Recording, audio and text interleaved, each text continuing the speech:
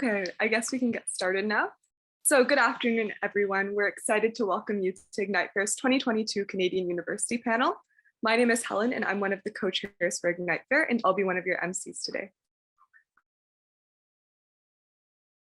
Hi everyone, my name is Mackenzie and I'm an NPO coordinator here at Ignite Fair, and I'll also be emceeing today's panel. Now we can just let the other MCs introduce themselves. Chelsea, do you want to start off? Yeah, sure. Hi everyone, my name is Chelsea and I'm an NPO coordinator here at Ignite Fair, and I'll be emceeing the STEM breakout room. Hi everyone, my name is Stephanie and I'm a sponsorship coordinator at Ignite Fair, and I'll be emceeing the CS room. Hi everyone, my name is Bogdana and I'm the director of NPOs here at Ignite Fair, and I'll be emceeing the medical breakout room. Okay, perfect. So we're so excited for what's in store for today's panel, but first, I'd like to talk to you all about who we are here at Ignite Fair. For those of you who are joining us for the first time today, here at Ignite Fair, we aim to connect youth with meaningful and accessible volunteer opportunities for their communities. Our flagship event is the Volunteer Fair, at which high school students looking for volunteer opportunities are connected with organizations that need them. Since being founded in 2014, we've reached over 7,000 youth, hosted 8 flagship events, and represented over 2,000 organizations. Now we've expanded to hosting other events and initiatives such as our middle school Spark Session presentations, the Spark Show podcast, and an annual university panel. We hope you enjoy this event and look forward to seeing all of you at this year's Ignite Fair, which will be powered by Volunteer Toronto and is taking place on November 5th. For more information, we'll share more information at the end of this presentation. To start off, let's look over at the itinerary for today's event. As displayed on screen, we'll begin our event here in the main room, where our wonderful panelists will be answering questions about choosing a university, the application process, funding your education, and sharing their advice. Afterwards, we'll be splitting off into subject-specific breakout rooms, where you'll have the opportunity to ask our panelists any burning questions you might have. Finally, we'll all come back together to close out our event and determine the winners of our raffle. Make sure to stay until the end for a chance to win 6 CNE tickets, a $25 PokeGuys gift card, and a $50 Cupcake Junkie gift card. Now, without further ado, I'll let our wonderful panelists introduce themselves. Hello, welcome everyone. I'm so glad that you could all make it. I'm Amber Carroll. I'm a student at Western University, and I'm in health sciences alongside SASA. It's the School for Advanced Studies in the Arts and Humanities. A bit of a long name, but it's mainly just an advanced arts and humanities program. As well, I'm doing that alongside scholars electives. So if you have any questions related to research or anything in that kind of realm, you could definitely come to me for those. Hi everyone, I'm Selena. I also go to Western University. I'm going to my second year in management and organizational studies, and hopefully to Ivy Business School in 3rd and 4th year. I'm excited to chat with you all. Hi there, I'm Maya. I'm an incoming first year in Western's Health Sciences program, and I'm also part of their advanced entry opportunity for the Ivy School of Business. So I'll be pursuing a combined degree. And I'm also part of the Scholars Elective program to do research, and I was selected as one of Western's national scholars for this year. So if you have any scholarship questions, feel free to ask. Hi everyone, my name is Olivia. I'm an incoming first year at Western University as well. I plan on going into economics, but I'm also exploring computer science and neuroscience before going into the Ivy Business School for 3rd year. I'm super excited to be here today. Hi everyone, my name is Amy. I am also an incoming first year at Western University. I am going into engineering and I have advanced entry opportunity, so I'm hoping to pursue Ivy Business School in the future. Yeah, happy to talk to you all today. Hi, it's good to be here with everyone today. My name is Haley and I'm an incoming 3rd year student at Western University. I will be attending the Ivy School of Business, and I finished my first 2 years in the management and organizational studies program. Hi, everyone. Thanks for joining us today. My name is Janelle Marshall. I'm a 2nd year student at the University of Toronto, Scarborough, and I'm pursuing management, specializing in marketing. So if you have any questions about that or just UTSC, feel free to ask. Hi, my name's Ellie, and I'm a first-year student going to University of Toronto at the St. George campus studying enrollment commerce, and I'm super excited to be here with everyone. Hi everyone, I'm Emily Kim. I'm a first year incoming at Wilfrid Laurier studying computer science and business administration. It's a dual degree program. I'm excited to speak with you guys. Hi, I'm Dessa, and I'm going into my fourth and final year at the University of British Columbia's Okanagan campus, and I'm doing a double major in English and creative writing. Hi everyone, I'm Ratisha. I'm going into my second year at UBC and I'm doing a program called Cognitive Systems, which is basically a multidisciplinary program that involves computer science, neuroscience, linguistics, and philosophy. So if you have any questions regarding that, just feel free to ask.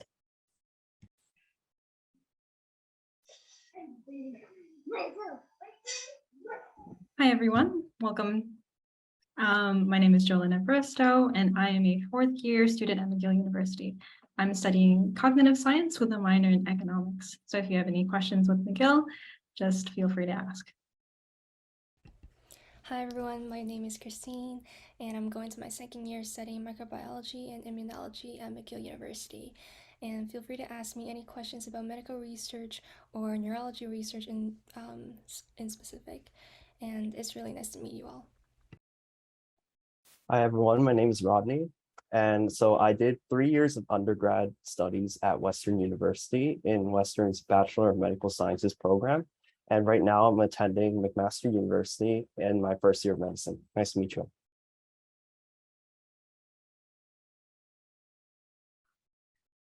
Yeah, so both Ina and Anaba will be joining us during the breakout room section, but they aren't here right now, but they'll be here with us very shortly. Hi everyone, my name is Karen and I'm going into my second year at McMaster for the Health Sciences program. So if you guys have any questions about that, I'm happy to answer them.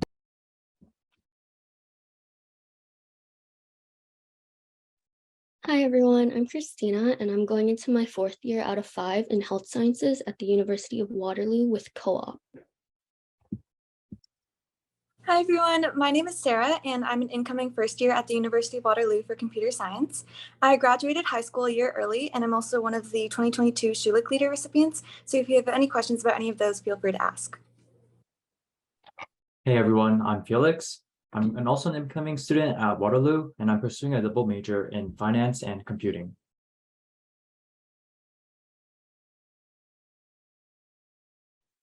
Hi everyone, I am an incoming student in Smith School of Business at Queen's University. I'm going to pursue commerce and I'm looking forward to exchange opportunity in the third year. So if any questions about both university and the exchange opportunity, please let me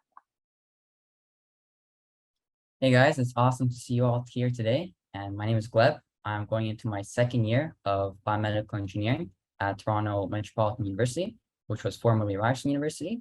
So if you guys have any questions, just let me know and I'll be happy to answer.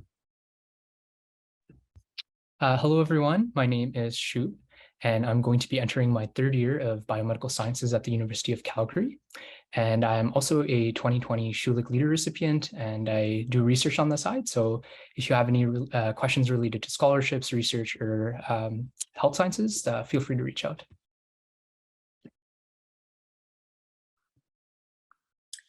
Yeah, thank you so much for all those amazing introductions. Now let's get into the questions that we have for you. So let's get right into our first topic of discussion, choosing a university and program. So could you describe the typical process of choosing a school and program in Canada for domestic students? So I guess I'll start off. It's been a while since I applied to universities. So when I was applying, mostly all the information you find is either provided by your high school or you can go online to the respective universities to learn more about their separate programs. And then everyone applies through OUAC, which is like the portal. But I'm pretty sure people who have applied more recently will have better information.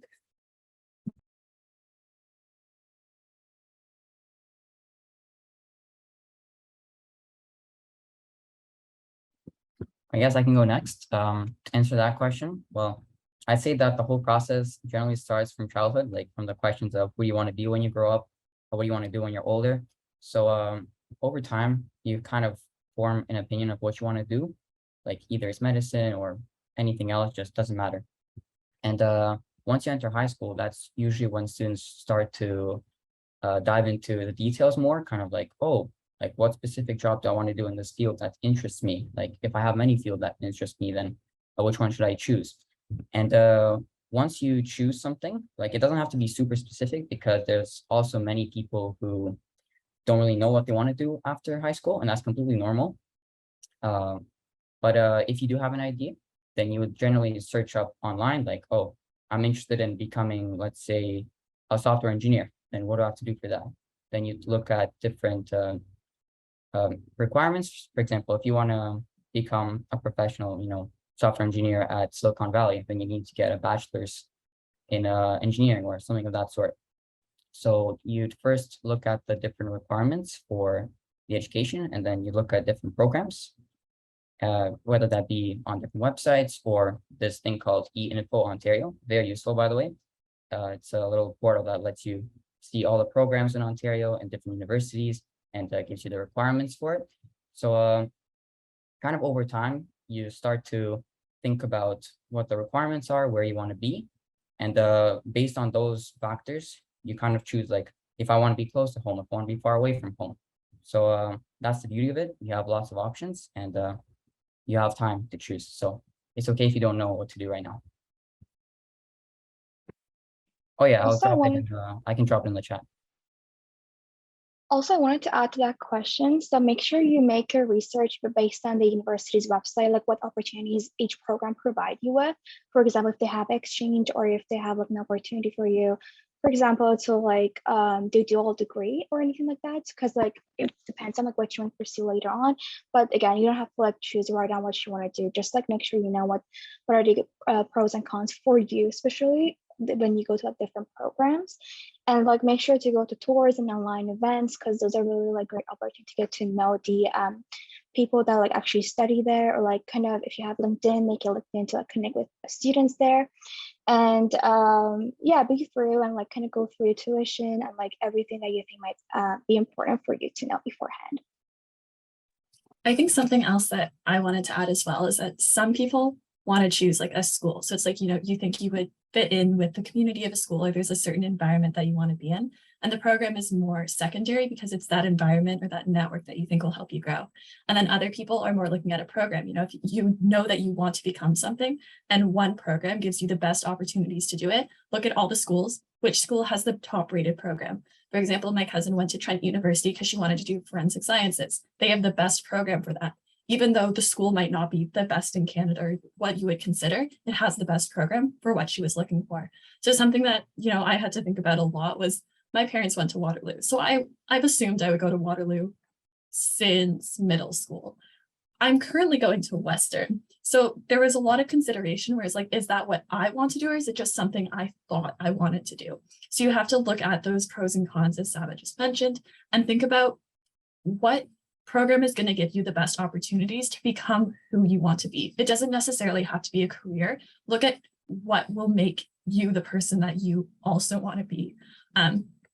So besides looking at like, the school websites to figure this out, I also found, even though I personally don't like my blueprint that much, it was nice that everything was condensed there. You can look at specific programs there, and it sort of gives you the summary of, oh, here's how much it's going to cost. Here's your average residence cost. It was like nice for a general overview, and then use specific school websites to find that extra information that you need to develop your pros and cons list. And I think that's sort of how you can structure that if you're looking to go and like that approach where you want to find out more information about the programs, and then to figure out more about the people. Definitely coffee chatting and reaching out to other people that have gone to the school to hear about their experiences as well. Yeah, to bounce off that, I'm someone who had no idea what I wanted to do, even coming into grade 12. Like all of my life, I was never really sure. And usually for some people, working backwards works for them. Like they see a career that they know that they want, and then they work backwards and find the education needed for their undergraduate to kind of get there. But if you're like me and you don't really know what you want to do down the line, then I found that throughout high school, just always trying to think of what you don't like was a little bit easier because it kind of narrows and filters things down. So when I was applying for university, or when I was just looking into university programs, I just made myself a list of like a couple of deal breakers too, because if you're not really sure about what you want to do coming into grade 12, that actually helps you narrow down a lot. And then from there, from the things that you're like, I don't really want to do this, you find the things that you're also really passionate about. And then just the more you look into those, whether it is any website like the Ontario UInfo or My Blueprints, either way, as long as you just keep sifting through things that you find would like cater to you, it's kind of how you get to the programs that you end up applying to. Like for me, I knew that I was really interested in health sciences after going through a lot of thinking and thinking about the courses in high school that I really enjoyed. And I also knew that the universities that I wanted to apply to, I wanted to stay within Ontario because that was where I grew up, but also not too close to home so that I wouldn't commute. So that also kind of helped me pick and choose which schools I wanted to apply to as well. And another thing, Reddit is actually a little bit helpful for the more specific questions that you have that you're not going to find on random websites. Sometimes if you Google it and just put Reddit at the end, it comes up with a bunch of links for, but most of them are opinion based. So you just have to be a little bit more careful when you look through those resources.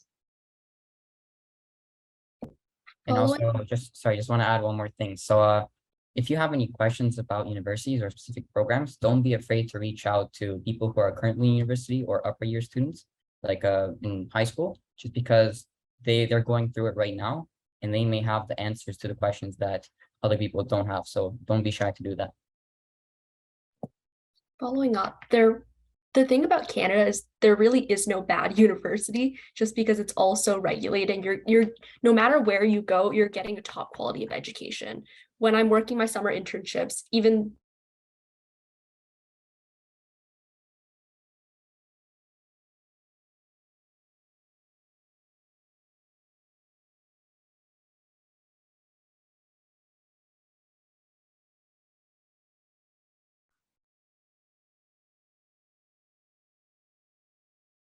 Haley, can you still hear us? I think she's frozen.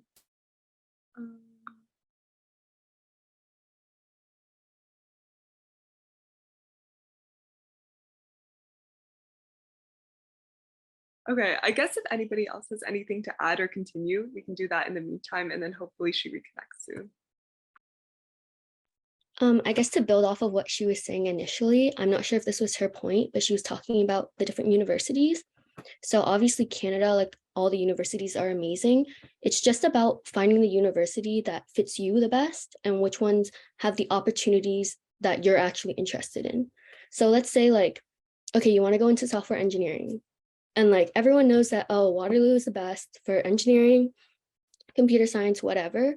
But if you personally do not think you see yourself at Waterloo and you see yourself at like U of T instead, like don't be afraid to stray away from what everyone else is doing just based on like statistics. Like do your research, make sure you do your research, but at the end of the day, choose what feels right to you because you're the one that's going to be going there. And then to build on to what Christina was saying, you don't actually have to choose your program until June 1st. So that means when you're applying in grade 12, you might want to consider applying to a variety of programs. For myself, I wasn't completely sure that I wanted to only do business. So I applied to some life sci programs, some health sci things, med sci, and even like engineering programs and some CS things. And at the end of the day, I think that allowed me to have a wider perspective when it came to months later when you do make that decision, because sometimes you might have an idea of what you want, but don't be afraid to change and accept that some of your interests have evolved, or maybe things that you initially thought you were interested in are no longer as appealing to you. So just be open to changing, and I would definitely recommend applying to lots of different programs. Yeah, and I guess going back to what Olivia said, I definitely agree with what she said about applying to multiple different programs. Don't think that you have to make one decision at the beginning of grade 12 and stick to it for the rest of your life. Like keep your options open. Like you are allowed to change your mind. personally for me, I only applied to health science programs, and I ended up regretting that because I had friends who applied to business, engineering, health, like all the programs possible. And even though, yes, it does cost more money, it takes a bit more time. At the end of the day, when you're making that decision, you have so many more options and you can actually figure out what you like and what you don't like. And then in terms of staying organized for your university applications, I found it helpful to have a spreadsheet going. So I had various columns. So like my first column would be what is my ranking on OUAC, what's my personal choice, the name of this program, name of the school, and then the admission requirements, because it's important that before you can even apply, you need to have the courses that that program requires for them to even consider you. And then I wanted to record the dates that I applied as well as the dates I heard back, just so I had that information at my disposal. So it's great to use spreadsheets to keep track of all of your data, especially if you're applying to lots of different programs. Yeah, just to add on to Olivia's suggestion about spreadsheets, I did it as well. It's really like helpful because you can put like all those deadlines that like you have to submit your essays by, because like each university is different and you wouldn't know like which one you should apply first and which one is your top priority to apply. For example, like I know Roman Commerce have like an early admission, so like maybe you guys have to apply earlier to like get more on those like rolling basis to get accepted sooner probably. And then like I know that like at least for commerce a bit later in the year, so like make sure you have those out. And then there's supplementary applications, which I personally didn't know until grade 11, that you have to like write an essay and stuff. So make sure you guys are on top of that to like all know that like what the requirements are and meet it by the deadline. And as well, I guess just make sure that like you start early, like with your supplementary applications and your essays if you're going to write a few, because those might take a bit of time because you have to like put effort and like kind of go through the structures and make sure everything is right.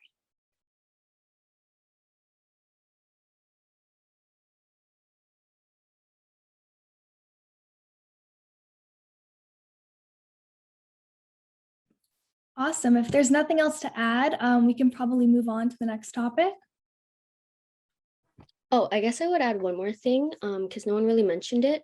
But when you're looking at programs as well, don't forget to consider co-op. I know that when I was in high school, a lot of people were like, oh, co-op is only good if you're in engineering. Co-op's only good if you're in computer science. Like that's how you get to like Google and stuff. And for a lot of the other programs, co-op was kind of downplayed. So that was one of the factors that I considered when I was applying. Originally, I wanted to go to either McMaster like Health Sci or Med Sci at Western. And even though like I got into Western Med Sci, I reevaluated like, okay, what do I want to be able to get out of this program? And I realized that co-op was a big part. So like through my co-op program, I was able to get these opportunities and these experiences through my program and through the university. So like Waterloo has a portal that has all these job listings that are only available to like Waterloo students. So it's kind of like you have to make sure that you're choosing a program that's giving you the best opportunities in stuff that you're interested in. So just because you hear the stereotype that, oh, like co-op's only good for engineers or only good for like computer science students, just remember that there's opportunities for everyone and don't just sort of throw co-op like away because you've heard like other things about it. So yeah, we can move on. Awesome. So moving on, let's talk a little bit about the application process. Could you walk us through your general experience with applying to universities, whether in Ontario or another province? So I'll start this one off. I applied within Ontario, so I can speak kind of on OUAC, and I'm sure we have other panelists who applied out of province. It starts sort of, I believe, like mid-November, maybe October. And by that time, I remember feeling so anxious to get on there and start applying. But while you're waiting for that, like I'd recommend doing research, and it's amazing that you guys are already here listening to different perspectives. And it's a lot of what I did. So once you get your OUAC code from your school, you're able to kind of log on there and set everything up. And I don't remember it being like a long process. But I just recommend like really going through it, like make sure you make time to sit down and go through it properly, because there are like a lot of little things. And the platform is not the prettiest. I know like my friends who are like UX designers are always complaining about it. I'm like, it functions. So that's what matters. I guess back from like our first section about choosing your program, it's really important, like once you get onto OUAC, that's where all the decisions are, not all the decision, but the beginning it starts. So I applied personally to 6 programs, all in business and computer science or dual degree. I ended up regretting that. I think someone else mentioned regretting applying to lesser programs, just because I wished I had kind of more options when it came time in June. Like even maybe I applied to some of the bigger programs, more competitive programs. I wish I applied to kind of middle and also not just having like a couple backups. So I'd recommend like doing your research, applying to as much as you can. And I know like financially it can be a burden as well. So I think evaluating it and kind of seeing like, is this going to be worth it? Like, do I want to have this option open for me? With applications, once you apply to OUAC, you should get an email from the university if you require a supplementary application. And I'm not sure about ones that don't, just because all of mine did for business and computer science. And once you get on there, they'll tell you your deadlines for supplementaries. And like someone mentioned before, use a spreadsheet and just keep track of those due dates since they do go by really quickly. And it's nice to kind of prioritize them based on which one's first. I think especially with programs that require supplementaries, it's easy to be overwhelmed in how many require it, but soon you realize for a lot of them, you could reuse aspects of like past applications. I think a good way to get information on what these schools are looking for are attend university fairs to talk to representatives. Because for example, Ivy, they're looking for specific traits in your application, or even talk to students because they'll be brutally honest of what they did and how they got there. Yeah, adding on to both what Emily and Haley said. So like in terms of the programs you applied for me, I had some amount of variety. I always figured I'd go into math. So I applied to like math, engineering, and business programs because I want to end up in business. And I was happy doing that just because it gave me some more options. But I definitely think if you know what you want to do and you're very set on it, applying to just a couple programs is completely fine if you know it's something you want to do. If you're still being a bit indecisive or there's some courses that you like and you might want to explore, then definitely apply to more if you can, because it just gives you more options that you can think about in the future. And then as Emily said with the whole OUAC process, yeah, once you get your code, it's pretty much put in a bunch of personal information. So that's like your address, your email, your name, stuff like that. All of your school stuff is kind of already uploaded, so you don't have that much to do except look up the university and the program that you want to apply to, press apply, you prioritize them. So that's like which one you want to get into first, second, third, all that stuff. And then you just submit it and it's sent off to the universities that you apply to. You will get an email and then a code to sign into each of their individual or like their respective like application portals. So for me, I applied to Queen's Engineering because of like options for dual degrees. So I thought that might be a good choice to have. That did not require supplementary. So pretty much once you sign into the page, you've already been put into the system and you just wait to get an email to say that you've been either accepted or you just keep waiting to see. So there was an optional supplementary for it, but you didn't absolutely have to do it. So I didn't end up doing it and I was accepted into it early on and decided not to go. And then for other programs, there are supplementaries. So for Waterloo, you have your advanced information form. So that's adding a bunch of different extracurriculars you did or other things you've done outside of school. You have to answer a couple of questions. They have a character count. And then for like, if you want advanced entry opportunity to Ivy Business School, there are also sort of essays that you have to write for that. So that's mainly looking at what experiences you have or activities outside of school that show you've had a lot of leadership experience and you've been able to better yourself through these other opportunities. And they really look for you being able to take that initiative and doing these other things that aren't just school and getting good marks, because they want you to be a well-rounded person and someone that can take leadership in the future to sort of make the world a better place, I guess. So with all those supplementaries, it's definitely a lot. They all have different due dates. So make sure you're keeping track of those, keep track of all the emails that you get from the different schools, because sometimes it just gets like backed up with all the other emails you're getting. But yeah, you guys, if you keep track of it, if you have like a document where you're putting all your supplementary information and you're submitting all of that on time, then you'll all be good. I think to add on, Another, oh, sorry. go ahead, go ahead. Oh, go sorry. ahead. Just really quickly, just to add on with Amy, unlike a lot of my other friends, I was someone who knew exactly what I wanted to do, which was to pursue business. So I only applied to 7 programs, so 6 business programs, and then 1 that's just not related to business, because just as like a backup in case I don't get into any business programs. So I definitely did know what I wanted to do early on. So that kind of helped me at the end. And I don't personally regret it. You know, some people might regret it, but I don't personally regret it because, like, again, I'm pretty straightforward with this up like as of now. Some other things that you want to like make sure you do research when you're applying through OUAC is some programs and some schools require you to rank their program in like the top 3, I think. I think that's only U of T's engineering program, but I can't speak for any other programs as of now, but make sure you do research into those. And for supplementary applications, some programs require you to pay a fee. So every time you enroll or apply into a program on OUAC, that's going to be $50. But then something like Ramen Commerce, in order to do the supplementary application, you need to pay a fee of another $25, which is going to go through OUAC as well. So just make sure, like I know some people, you know, they need to be financially careful. So definitely look into the fees as well, because you know, some applications require you to pay an amount, whereas some don't. Yeah, just to add on to that, that like one thing that like I haven't heard anyone mention is that like make sure that like you apply to those universities and be open-minded though, because like there are universities that like might have different like student life and like this culture but is different. So like make sure you apply to universities that like think you would be a good fit and like you would enjoy being there.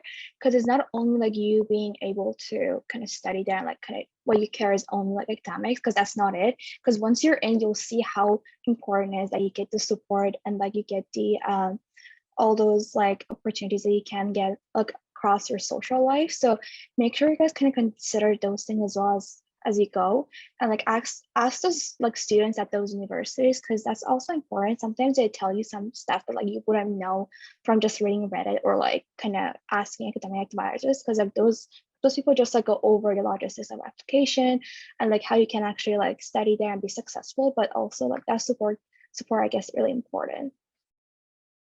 And then I have 2 ideas to build on to what like Amy and Saba both said. So firstly, staying organized with all the emails you might be getting in your inbox. Definitely make tabs and like different folders inside your email so you can move specific emails to like Western, Waterloo, U of T, whatever that may be. And that way you can always reference it easily and not lose out on some important information regarding your acceptance or any pending details about that. Secondly, supplemental applications might also be twofold. I know I applied for Waterloo's accounting and financial management program, so AFM.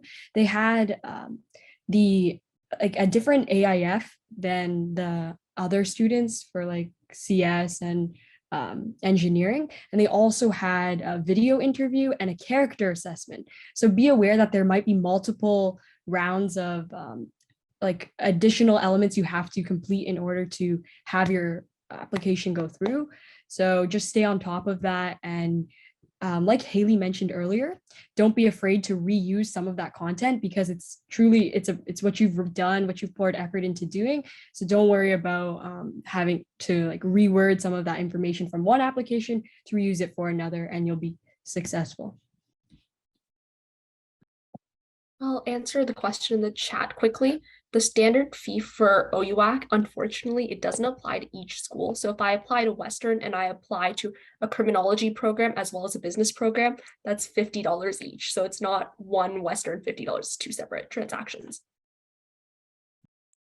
And on top of that, if you are, let's say, someone that's applying outside of Ontario, then the base fee is $150, meaning that you have to apply to then at least 3 schools, even though maybe you want to apply to 1. So the base fee is $150, so you might as well just apply to 3. And then after that, every single choice or program that you decide to apply for is going to be $50 each from there on. Also, look into your schools. I know a lot of schools such as Western and Queens have financial assistance programs. So you have to pay for the supplementary application and it may be taking a slight financial burden on you.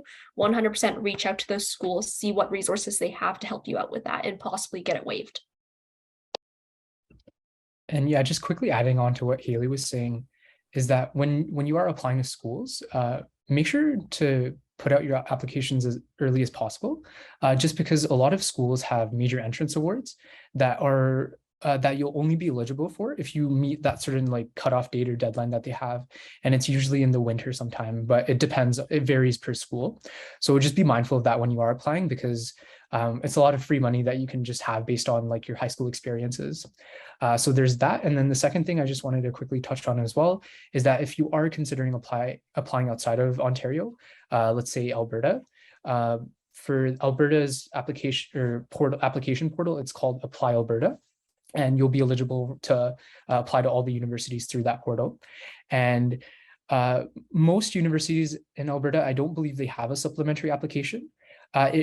Only certain programs do. So if you're, say, interested in applying to biomedical sciences at the U of C, then you'll, I guess, apply normally, say that's your first preference, and then you'll also have to fill out an additional supplementary application, and that's per university as well. So yeah, not every program has a supplementary app.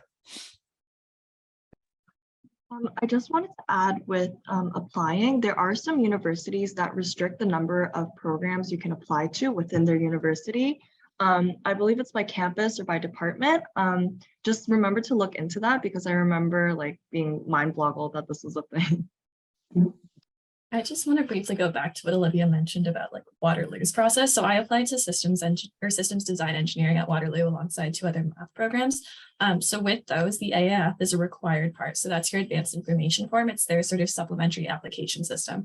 And that's a necessary part to apply. The video interview is technically optional for some programs, but it's a great way to, you know, it's basically like an interview within AI. They ask a couple questions, and it's good for you to like show your face and add some more of your own perspective into that so that they can see who you are. And that can sort of add some more points to your application to help you get ahead from other students as well. So it's highly suggested, but for some programs, it's not absolutely necessary, although the AIF is for most. And then adding on to what Emily said, Waterloo does restrict your application. So you can only apply to 3 programs at Waterloo. So you need to sort of be selective about which ones you think you would most want to pursue, if that's something you were thinking of doing. And then adding on to what Amy said too, I remember McMaster and Queens both have that 3 program limit. So you can only apply to 3 programs at that school. And then I think for U of T, I tried to apply for Rotman Commerce and Life Science, but both of them were under the same faculty. So I wasn't allowed to apply to both. So just be aware that you might have to choose between some programs and know which one you're leaning more toward, because the school might not allow it. Also, if I can just quickly add to what Olivia was saying, because she mentioned Rotman. So if you get a rejection letter, don't worry, it's honestly not the end of the world. I don't know if it's about other universities as well, but U of T, I'm pretty sure all 3 campuses does do this. So if you get rejected for the program you initially applied for, usually if it's under the same faculty or department, they will say like, okay, we're rejecting you for this initial program, but you could be considered for these other 2. So you can always just get in and pursue the program that you wanted in the first place. So it's not the end of the world. You'll still be in, you know, the school itself. So yeah.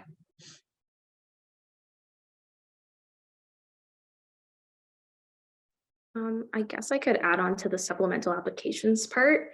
I will say one mistake that I made was not reading the fine print. So I accidentally applied to scholars electives, didn't mean to. It was a happy mistake, it worked out, but just be sure that you're actually looking into those details, knowing what you're applying for and what those supplemental things are for. And then as well, I guess I only applied to 3 different programs and I was fine with that. So if you are kind of worried about the financial aspect of things, like you can get by with applying to 3 schools. You usually, especially with the bigger universities like Waterloo or Western, you have a lot of wiggle room with pivoting and rethinking what you want to do. So let's say you're not very happy with your first year, you can move on from that and kind of select courses that align more with your interests. So if you can't afford to apply to like 10 different universities, it's going to be okay. Like that one stage in your university career is not the be all end all of your academic career. Yeah, and I guess I wanted to add on what to Amber was saying. You are allowed to switch your program once you're in university. Don't think that like you choose one program, you're stuck with it. Personally, I have friends who switch from like chemistry to like business. And if you choose a program with co-op, the co-op you go after doesn't have to be related to your program. So I have friends who are in kinesiology who get software jobs. So it's really all about go to the place which you think is best suited for you, like you feel the most comfortable with. And just remember that based on the school, obviously every school has their own strengths, but you can switch programs. Like nothing is like for sure. Okay, awesome. Thank you guys all so much. Moving on, let's talk about a really important factor when attending university, funding your education, as well as financial aid and scholarships. So could you guys share a little bit about how you were able to finance your education? Certainly, I don't mind kicking things off. I can touch on the scholarships portion just because I had a lot of experiences in that realm. So scholarships, I like to think of it kind of like an art form that like not many people have had the experience with, and you slowly start to gain the experience as you apply to more and more scholarships. So it's an art form that I like to break apart into 4 components. The first one being just scholarships that most people already know about. The second being how to find like those lesser known scholarships that most people might not know about. The third is actually going about writing and applying to scholarships. And the fourth is what to do when you don't get it. The fourth one is a bit of an odd one, but I'll expand on that a bit later. So going back to my first point, which was scholarships that most people already know about. So those are like the major entrance scholarships most people have already heard about. So that's like the Loran Award. It typically opens at the start of the school year. So if you're interested in that, it's a $100,000 scholarship. Definitely look into that. And that's a lot. It's based on like your service, your leadership in your school. Grades actually isn't that big of a component in it. So if I guess you don't have a high average in high school, then definitely something to look into. The second scholarship, the TD Community Leader Scholarship, that comes right after the Loran application period. And that's a $70,000 scholarship for entrepreneurship and leadership. So if you maybe started like a startup or started like a club at your school, then look into that because those are some of the common characteristics of their recipients. The third one is the Schulich Leader Scholarship. They offer 2 awards, one for science and one for engineering. So if you're interested in applying to STEM programs, that's a scholarship that's definitely something to look into. And then the last, I guess, major scholarship that most people know about is the Terry Fox Scholarship. And that's based on humanitarianism, volunteership. And I believe that's a $28,000 scholarship. Don't quote me on that. Definitely look into their website. So you already know about those, but then your question is, how do you go about finding those lesser known scholarships? And I can just talk a little bit to my experiences and what I had success with. So the first thing I did was like summer of the transition between my grade 11 and 12 year. So right before I was entering grade 12, I hit up Uncle Google. I just typed in like scholarships for students in STEM, or maybe if you're a woman, maybe scholarships for women or something, or scholarships for students in Alberta. And just based on that, the first few search results, they're fairly credible and reliable, and something to definitely look into. So that's definitely a way you can go about finding scholarships. Guidance counselors are a huge resource. I went to my guidance counselor the first day of school, and he gave me like a 20-page booklet full of scholarships that I may have been eligible to. And he also recommended a few more that he thought I'd be a good fit for. So first day of school, I say book an appointment with your guidance counselor and go talk to them about them. And then there's also scholarships offered through your parents' employers, as well as maybe your work. I know that Tim Hortons offers scholarships for their employees, and then like Verizon or something offers scholarships for the children of their employees. So definitely ask your parents about that. And then just 2 more ways you can go about finding scholarship. Provincial scholarships. I think each province in Canada has a like a portal where you can find just like province related scholarships. So for Alberta, it's like Alberta Student Aid. I think that's the website. For Ontario, I think it was Scholarships Ontario or something like that. But just type it into Google and like the first search result that comes up will be a good fit. And then scholarship matching websites as well are a huge resource. Yconic, I'll just type it in the chat, is a very credible one, and sign up for their newsletter. They send out scholarships and as well as their deadlines bi-weekly or something, just in your email, and they're really good ones. And Scholarship Canada is another one to look into. So that's just wrapping up scholarships most people already know about and how to find scholarships. If any of the other panelists have any insight into that, feel free to chip in right now. Yeah, I would for sure love to add on. So for at my school, the guidance counselors release a newsletter every Friday. And what I started to notice and what all my peers knew was every Friday, there would also be lots of scholarships, and the ones that were coming up that we should consider applying for were listed in those emails. So be sure that if you also have emails from your guidance department, you're staying alert and you're combing through some of the ones that you might be eligible for. I started also having another database, like a spreadsheet, to keep track of the scholarships, when they were due, what the requirements were for applying. So some of them you might only have to like give some personal information, like this is my first name, this is my last name, this is the grade I'm in, and whatever. And then it's like a raffle. For other ones, it might be more merit-based. So it's dependent on your extracurricular involvement, your leadership, your grades maybe. And so just to name a few, I applied for the Western National Scholarship, and that was through my school. So each school is actually able to nominate up to 4 candidates. I think they can add a 5th one if that student's like an international one.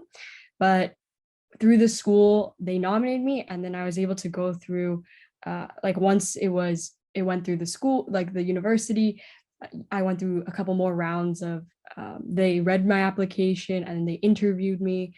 So there might be several rounds, but it's definitely worth it because these scholarships can get pretty big. 2 other ones, there's the Jean Lum Foundation and the Mon Chung Golden Jubilee one. So both of those are based on Asian heritage. And I would definitely advise you to check out scholarships based on your ethnicity. If you're a person of color, they might have certain scholarships available and open to you, so you can take advantage of those and apply for them. If anyone else has anything to add, feel free. Yeah, I could talk a little bit more about scholarships. So in my grade 12 year, I was really big on applying to scholarships because I'd fast-tracked a lot of courses. I had some like extra space in my timetable. So I decided to commit to using that time to apply to scholarships. And a lot of my strategy was obviously apply to as many of the big ones as possible, but because I had a little bit of additional time, I also went out of my way to find a lot of the smaller scholarships. And I wanted to speak a little bit about those because they tend to be something that not a lot of students go for, but that end up being really beneficial in the end. I applied to, I'd say over 20 of just small $1,000 scholarships, and I ended up getting a good few. And just I would really encourage you, obviously, if you have the time, because it is a time commitment, to keep your eye out for smaller scholarships here and there, especially ones that are lesser known, because your chances are a lot greater for those ones. And if you think about it, you could be spending maybe this time in your grade 12 year working a minimum wage job, but if you do invest whatever little bit of time you have into putting your best foot forward for these scholarship applications, it'll give you like a good amount of money that you could have earned from working. Like that, there's that cost that you put in because obviously you're putting your time into it. But a lot of the time, if you decide to really commit to pursuing those scholarship applications and putting your time in, even if you're getting these small $1,000 scholarships, which don't seem like much in comparison to really large ones, they do really pay off because imagine if you had to work to earn $1,000, it would take a lot longer than just applying to a scholarship. Following up, some scholarships you actually don't have to apply for. Universities, a lot of them offer admission scholarships. The one thing about those is I'd be wary about senioritis, which is like end of the year, second semester, you start to slack off because you already have your acceptances. They already have the grades that matter. So if you start to slack off, usually your average goes down, and there are admission scholarships that could be like $2,000 to $5,000. And the difference between getting 2,000 versus 5,000 might be like 0.01%. I know at Western, the tiers, the second tier is 90 to 92.9. And then the third tier, which is like the first tier, which is like an extra $3,000, is at 93. So like that tiny difference could cost you a lot of money. So just stay on your game. Yeah, I can take a question indeed, like a chat.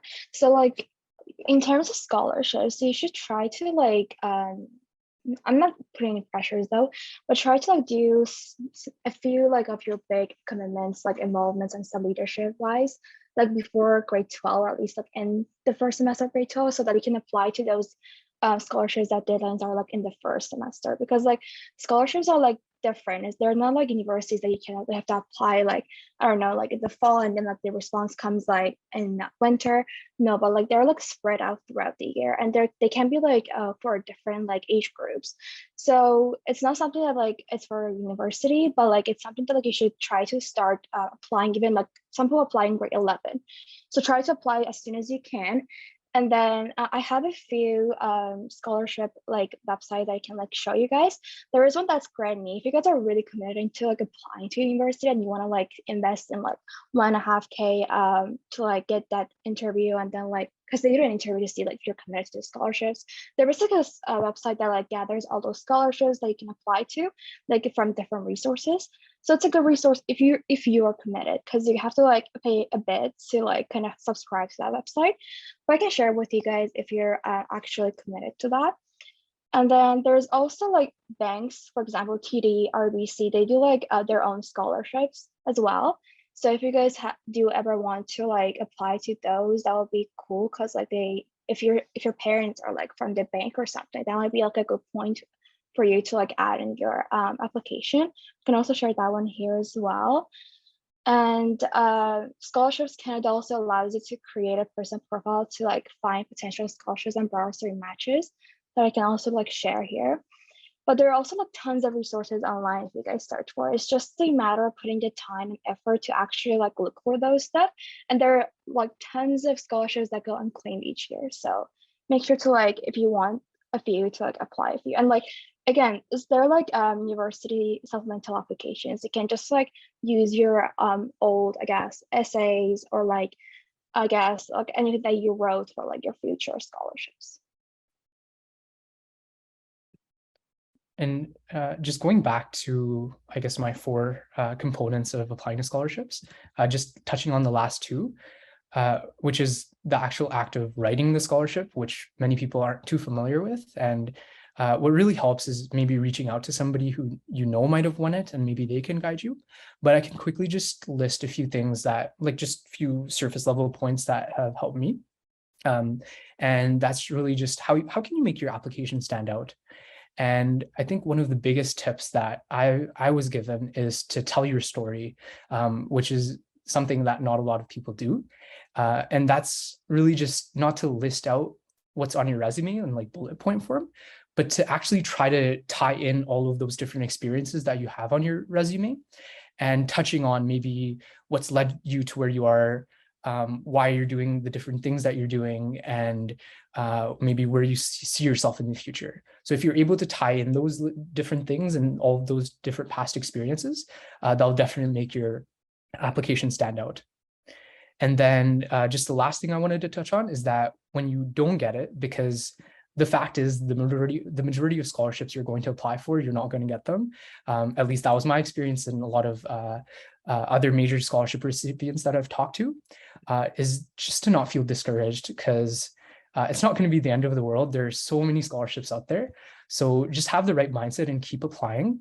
I think I applied to around 12 or 15. and my success rate was like less than a bit 50%. So you're not going to get a majority of them. So yeah, just keep applying to them, persevere. You guys got this. I just wanted to add to what she was saying, and I wanted to talk a little bit more about some alternative ways to find funding for university. And so I guess the first thing that you might want to ask is, what do you currently have? Maybe you've worked a job during high school and have saved up some money for yourself, or maybe your parents have an RESP, which is a registered education savings plan. So this itself is just I guess it's like a storage specifically for education where your parents can contribute money every year. And then the government, depending on how much you contribute, will sometimes match the dollar for you. And so by the time when you start applying to universities, you can ask your parents like, hey, do you have an RESP for me? Or do you have any leftover savings that you might want to put towards my education? That for me was the first step.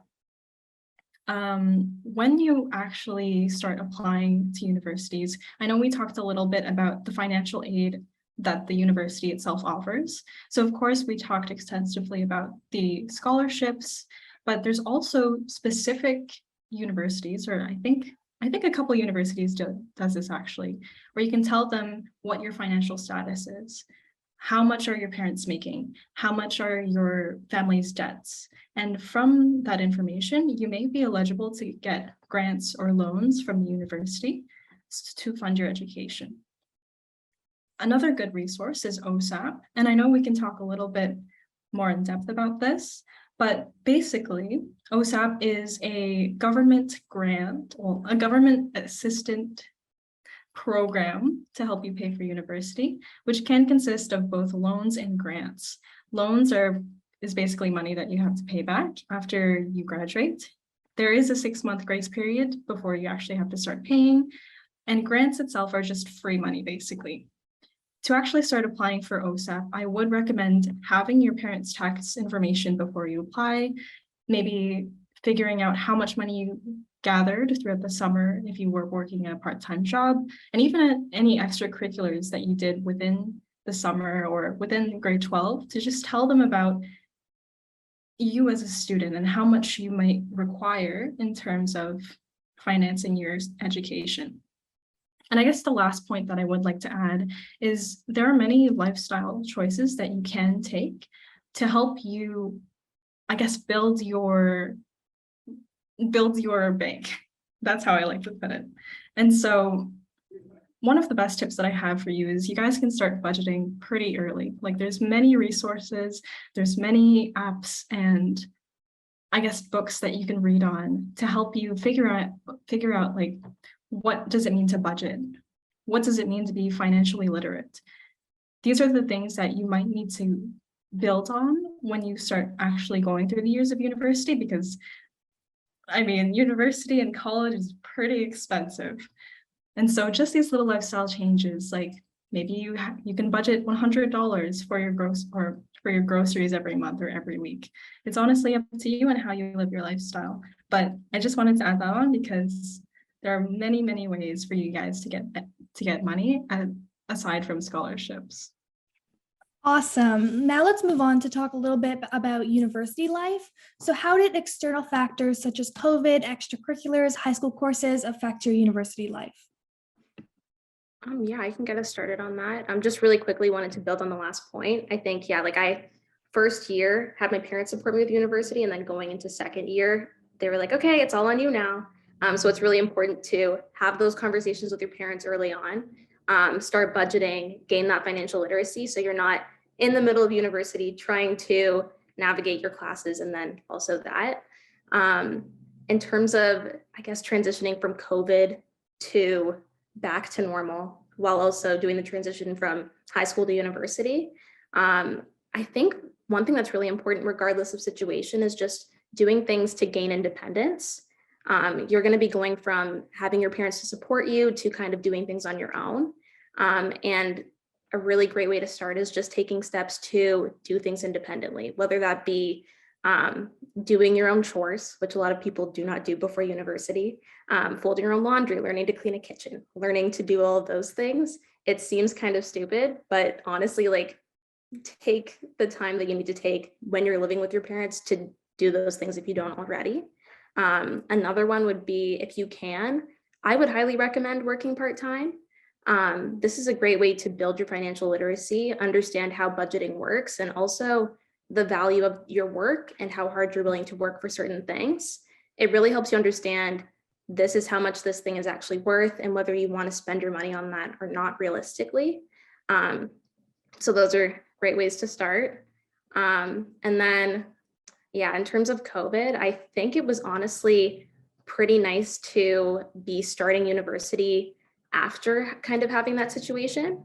I was able to do my classes online. I didn't have to worry about scheduling in that time. And then also I was able to have my entire workplace just all at home in front of me. Transitioning to in-person, I would say it's really important to kind of develop friendships and build connections with people who are in a similar place as you, in a similar situation, people that you can relate to, and just bounce ideas back and forth off of. You'll be going through very similar struggles, and it's great to just have a community going out of an online school environment. So if anyone wants to build on that.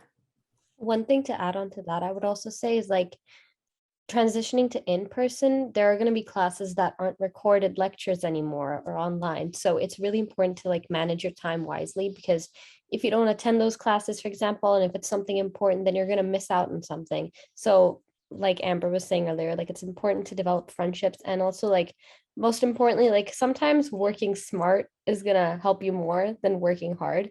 So find people to have study groups with and everything like that, and just manage your time really wisely with academics. Just make sure that you're always staying on top of your things, and don't underestimate how easy something might seem, because in high school, there's a lot of stuff that you can just like get away with and wing exams and things like that. But in university, you really need to like grind sometimes. So just make sure you're not leaving it all to the end. Yeah, and just adding on, don't take advantage of things like, oh, it's online, so it's like easy, I'm at home, I can just, it's like it's a breeze. Once you go back in person, that's when it's really going to hit you. Like, especially for me, in fall and the beginning of winter was completely online and things seemed easier.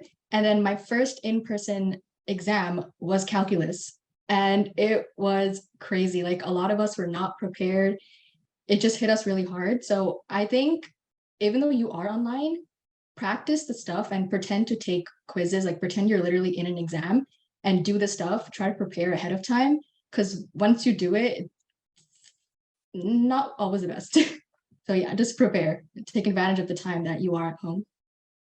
Following up with Janelle, getting used to different habits during test writing, because if you've been doing it online, you're in your room by yourself, but when you're in person, like some people flip their pages really loud. So you have to get used to that space again.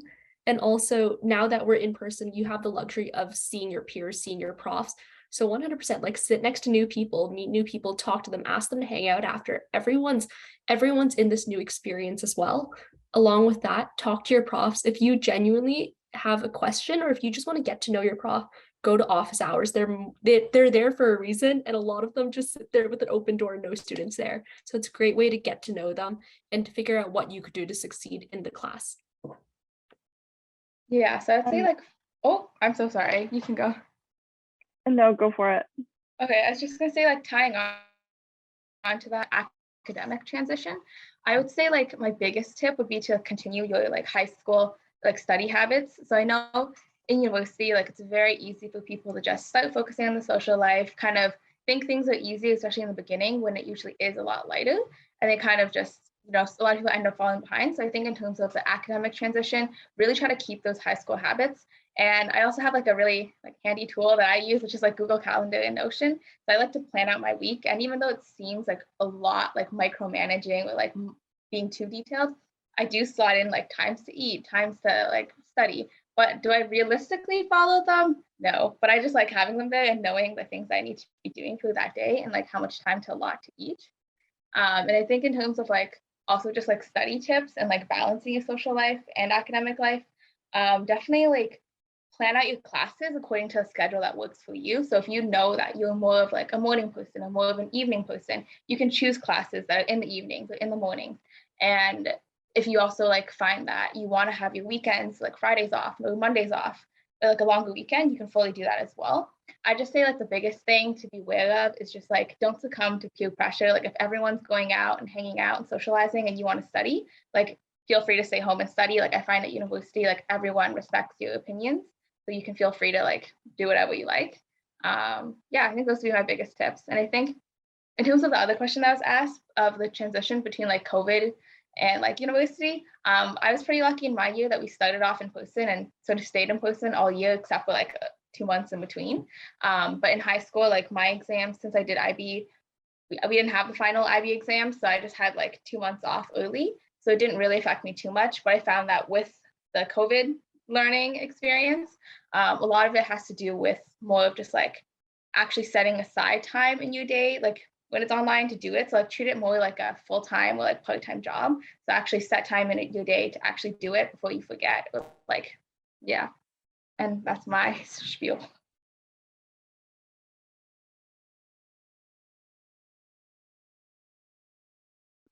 Oh, I guess I can add on to scheduling and time. That was a really good point that you had, Selena, about like booking yourself time to like even eat meals. I think a lot of people get burnt out extremely easily.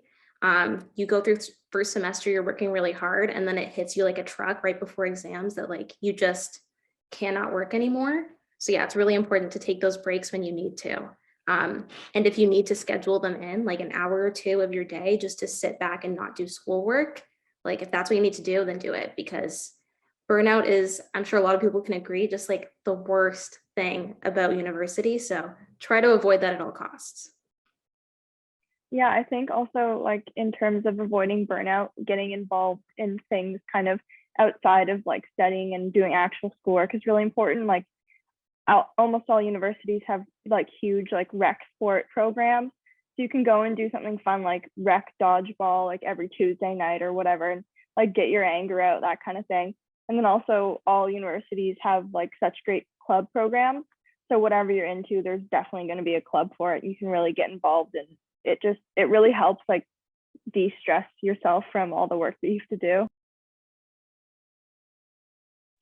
Yeah, I'd say like joining clubs is like the best thing you can do for like having something as an outlet, for example, because like let's say the club takes a lot of time. Even if you did have that time, like you wouldn't be studying for like 6 hours straight anyways. Like you'd spend that time procrastinating. So like joining clubs, it's a really good way to make friends, first of all. And also it helps your time management a lot because you realize that like, oh, you need to like schedule how much time you exactly have for studying. And then you are most of the time always productive because you don't have a lot of time to procrastinate anyways. So joining like different clubs, it could be something like recreational, or you can even do clubs to like help your degree and gain experience in that. To add on to that point, this may seem pretty obvious, but please try to get some sleep. It's very, very important. Like the more sleep you get, the better you'll be studying, the better you'll be doing everything. So don't try to like study more, because in many cases it's not very productive if you're lacking sleep.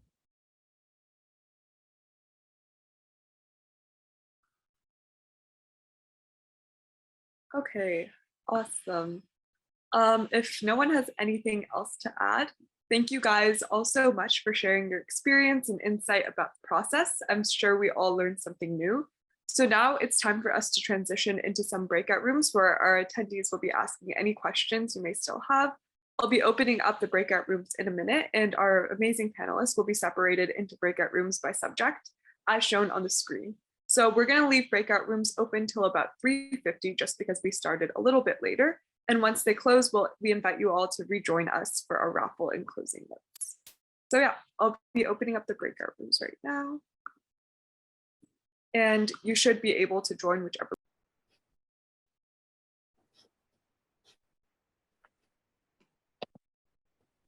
Just off the bat, do you have any questions?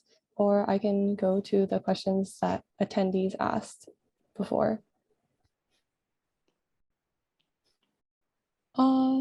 If you have any questions, you can just send them into chat. But some of the questions that we got on our registration form, one of them was, and this was specifically for the business panel, how competitive was it to find summer internships and job opportunities?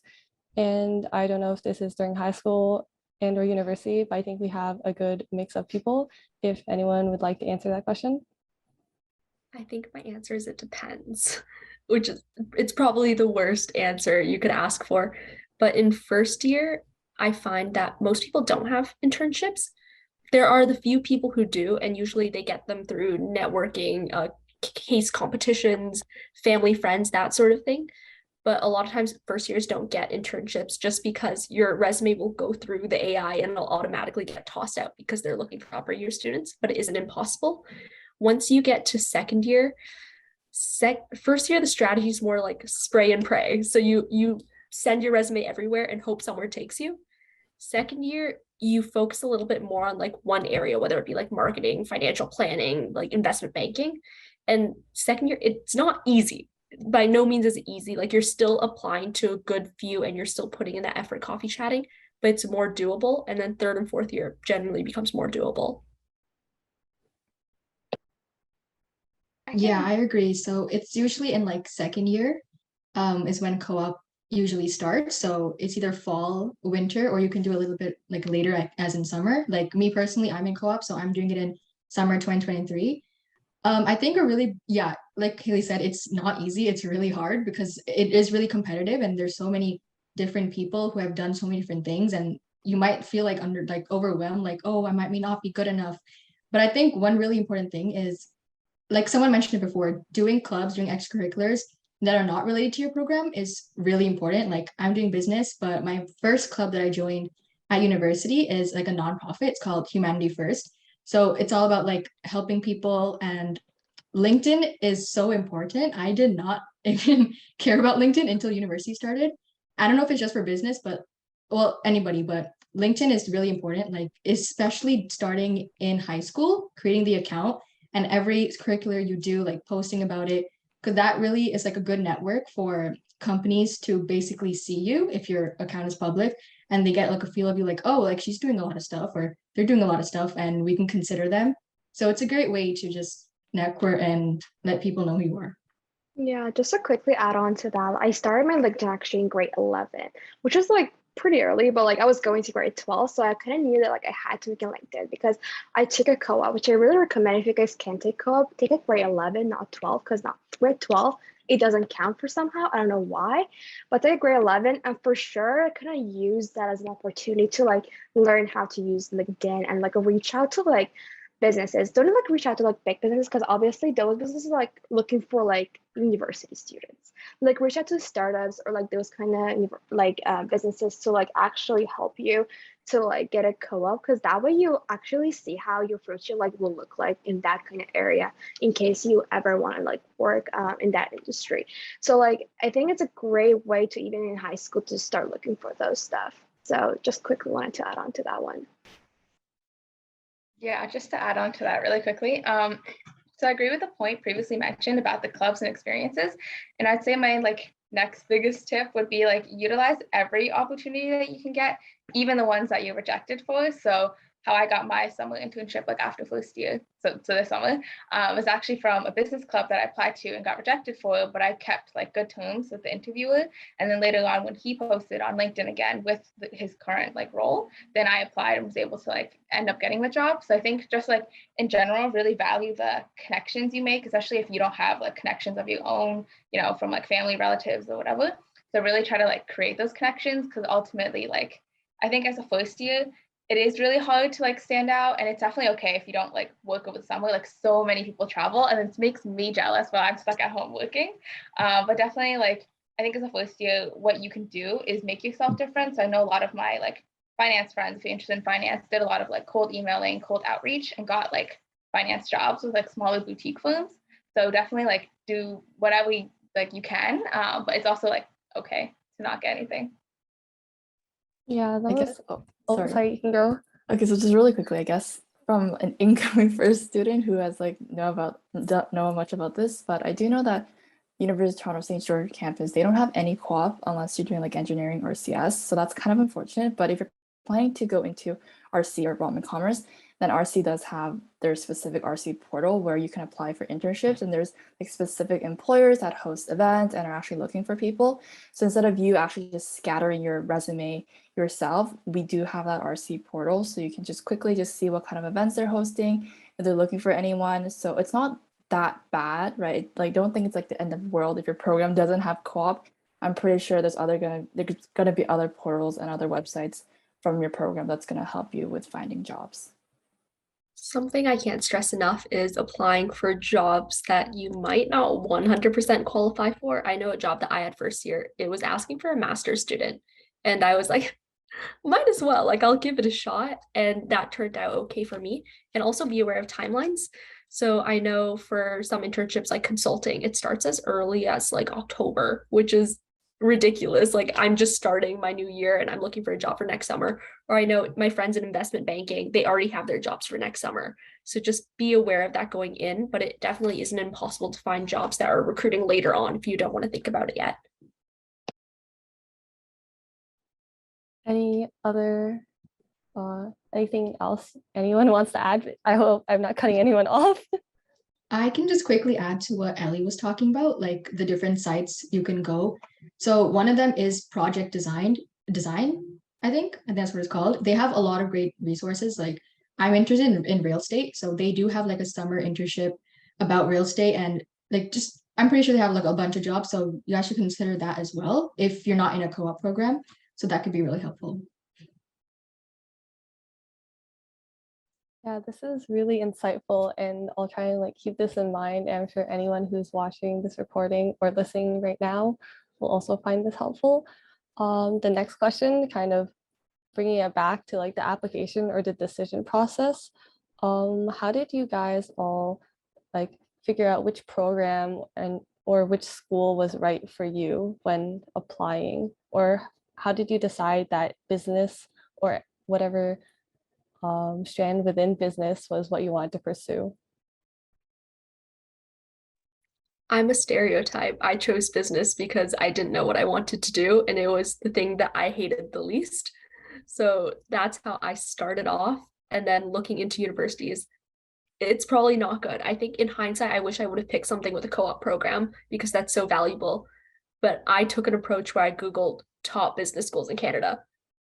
And then I went through my list, I applied, which I ended up applying to like 12 programs, which did I think helped me? Absolutely not. It was a waste of my time. But when deciding between the programs, first it was location for me, second it was costs. Like Ivy, it's $25,000 a year. Like that's not a small sum of money. So I wanted to look at that. I also wanted to look at what resources they had. A lot of business schools have like pamphlets of what the jobs their grads are getting, like what the average salary is. That was a big influence for me as well. And the culture of the school, like I go to Western, it has a stereotype for being a party school. So at first it was not on my radar. It was not a school I wanted to go to. But once I visited and I got to meet students, I realized it was completely untrue. And you surround yourself with the people that you want to be around. I think sorry. Go ahead. Go ahead. I think to tie on to that, because I can relate to so many of those. Like I did the search on Google, top business schools. I used the pamphlets, like the grad report summaries that come out every year. I also, I don't remember what else he said, but it was very similar. Oh, yeah, I think I chose business because back in grade like 10 was when I started thinking about it, and I knew I didn't like science. So I didn't know anything like else. So I was like, okay, let's do business. And then it kind of worked out because then my parents are in business, and then I eventually like did some more like entrepreneurial adventures and ended up actually like liking it. But originally it was more just like business is a backup, let's do business.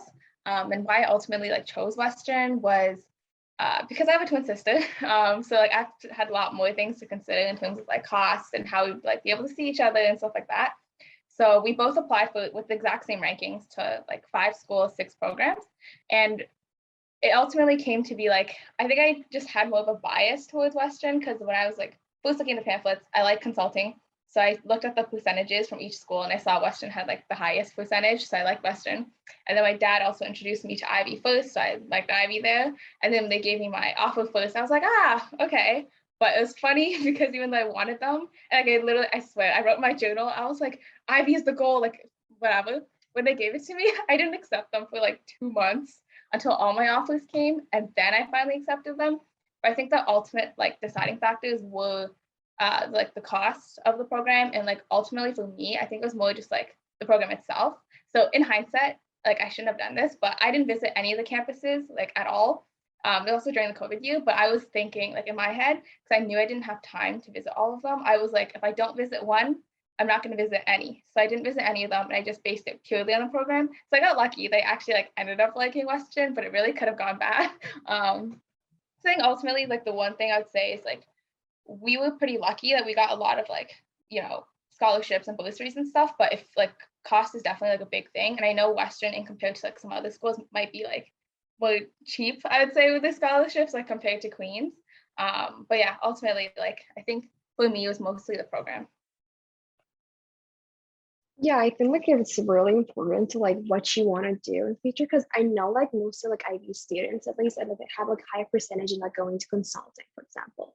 And like I personally got into like IB as well, but like I was looking at my options, and like I saw like I want to do more like a general kind of like degree, so that I can see like what I like in future and like pursue that like in like a more socialized way. So I chose like Queens, for instance, because that was like more general business.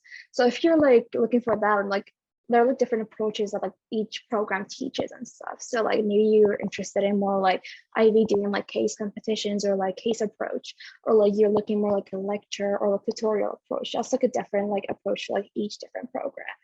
And I think that's really important too, and like cost and stuff, and like that becomes really also a big factor. Like you don't realize it, but once you get like your acceptance, you're like, oh shoot, like I don't have like that enough like my pocket to like pay for this program now. Like what should I do? So like I think that's really important as well, to like start early, even on the scholarships. Even if like, your scholarships go overboard than like your tuition, it's fine. You can just like save it out or like use it for like your books, your like anything that you buy for like going into uni. Like even if you could move out or like go into a dorm or something, you'll need those anyway. So I think it's always great to like apply a lot of scholarships as well. Yeah, and just going back to what Selena and Haley said, I am completely the opposite. Like I knew I wanted to do business since like grade 4. And I was like, my top 2 choices was UFT, literally any campus, well, maybe except for Mississauga, just because of the distance, because I grew up in Scarborough, but it was UFT or McMaster, right? That was like the 2 big schools that I always heard of. And I was like, okay, I want to go to at least one of them. And I chose UTSC specifically because of the co-op and the distance. But then when I was choosing like downtown as well, I was thinking about, because UTSC, I don't know if you guys know this, but has the reputation of being, I guess, less social or a dead school compared to downtown. I completely disagree. Like being a second year now, I completely disagree. Like it's all about what you make it. You need to like get out there, talk to different people, join group chats. I know a lot of universities on Instagram, they do like this before you enter, they're like, oh, post your picture and like a bio. I did that. I made so many friends just before school even started, and it was online. So it was really helpful. And yeah, that's all I wanted to say. Following up on that too, I thought about the school's reputation in terms of like grades too. I know my cousin went to Rotman, and I think she graduated with like a 3.4, and for her that was high distinction, which is like top of class, you're doing very well. And I knew I might want to go to grad school in the future, and grad school, a lot of it has to do with your GPA. So in my head, I'm like, okay, if my friends in my year right now at Rotman are getting like 70s, and for them that's considered good, are my odds at grad school lower due to that? So then with Ivy, they curve to an 80 average. So the hard thing about that is it's difficult to get in like the 90s. But the good thing about that is it's very difficult to fail. So in my head, I was like, okay, that will give me a slight advantage, or like keep the options open to grad school if that's something I want to do. So I took on like an interesting turn to that. Of course, I took into consideration location, tuition, and everything else that you guys mentioned. But another thing that I also took into consideration is the degree that I'd be getting. So I know that I want to do like graduate studies and hopefully get a master's degree in business administration, so an MBA. So the 2 degrees I was heavily, debating on was whether I get a BCom or a BBA. they're similar, but they are still slightly different. And I was more so towards BBA at first because that lined up with more what I wanted to do, considering my career and then post-grad as well. But then I realized that I'm probably never going to be able to study BCom ever again if I don't, do BCom now. So again, I'm more of a person who likes to challenge things on, and I'm a little bit more straightforward in that sense. So I wanted to challenge myself and do BCom instead. It's probably not my exact cup of tea, but I'm not 100% regretting it because I might find something that I'm more interested in the commerce section than in the administration sector. So definitely, it doesn't make a huge difference on what degree you get, but do take that into consideration when you are thinking of which program you want to choose. But also at the end of the day, it isn't the biggest deal. I remember going to Western, I was sitting with my guidance counselor and I was looking at the Western program and I was like, what the heck is a BMOS? What's a bachelor's of management and organizational studies? Like all these schools have a bachelor's of commerce. They have like a bachelor's of business administration. I'm like, what the heck why did they have to get so creative, right? And when talking to like the universities directly, at the end of the day, if you get a BCom, if you get a BBA, if you get a BMOS, within each one, there are specializations like marketing, accounting, finance. So the name of your degree doesn't really matter to what you're learning because there's so much variety within that one degree. I feel like this helped, but it also kind of confused me at the same time because just hearing everything about the degrees, but it was also very helpful. I didn't know they actually had the pamphlets about the graduates. I will go check that out in the future. I know some of you guys mentioned campus life, and I guess we have a few first years. We have a few people not in first year, but for not first years, just you want to talk about campus life, anything interesting, anything you like about your school, and any first years, anything that you're looking forward to going into university? This year, I was an orientation leader, so I basically led all the first years through their orientation week activities, which was crazy fun. What I recommend just in terms of student life, definitely do everything during O week because that's a great way to meet people. Everyone's looking to meet people. And my one rule, my sister told me this rule going in is do everything once. Don't say you like it. Don't say you don't like it until you've tried it once. Yeah, I can strongly back that. So I was a first year coming in, so I experienced the orientation week. And then this summer, a few weeks, I'm gonna be an orientation leader this year. So I would say I definitely agree with that. I remember when I first came into university, I was really intimidated because no one told me what to expect. I literally came and anyway, it's a funny story, but yeah, so I went in and at first I was really hesitant, but then after I was wait a minute. Everyone's trying to meet people here. If you don't meet people here, you probably won't really see them again. And everyone's really trying to make friends. So I didn't know anyone from my high school going in. I knew some people. So I just really tried to do everything, all the events, especially because they offer to you and you do pay for it, I guess, in a way. So you might as well use it. But I was definitely say the campus life, based on my first year there. Everyone says Western the party school, and it is, but I think it wasn't as crazy as I thought. There were a lot of people who were not like that. And you can definitely find everyone of every type, I guess. So I'd say yeah, it really is what you make of your experience and the people you surround yourself with. But ultimately, seconding what Haley said, try everything, try to make the most of the experience. It's better to do that than have regrets at the end of first year. And I understand a lot of people put a lot of academic focus there because it is important. You're paying for this education, you're getting top quality education, but also allocate time to go out with friends and to meet new people. I know, especially looking at the first years that I was watching, I was oh no, honey, you're in your room constantly studying. Are you okay? But realistically, they did have time to go out regularly during my first and second year. And I'd have board games nights with my friend. I'd go out for dinner with them regularly, or even social activities going to study at the library with them and actually not studying at all, but having fun. You have time to do those things. Also to add to Haley's I guess advice would be that make sure to network. Even the people that are in your year, they're going to be your network later on in the future. So it's really important to kind of broaden your and be open to people and try to broaden your, I guess, view of like what friendship looks like, because it's so different from high school to like university. And like make sure to actually make friends and like kind of even like if it's like saying hello, just going to class, that's even like a network. So like make sure to like have that network like early on, like try to kind of build on your social skills as well, because that way it will help you in the future a lot. And following up with Saba, building a network isn't necessarily going into things with an ulterior motive. Like, I'm going to add you on LinkedIn one day, you're going to help me get an internship. It's more so be a decent human being and be kind to everyone, because not everyone has to be your best friend, but just don't be mean to anyone and make good friends. Surround yourself with people who make you feel good about yourself, who are able to support you without pushing you down. Have that close circle, but also just be a genuinely kind person to everyone around you, and those things will come back.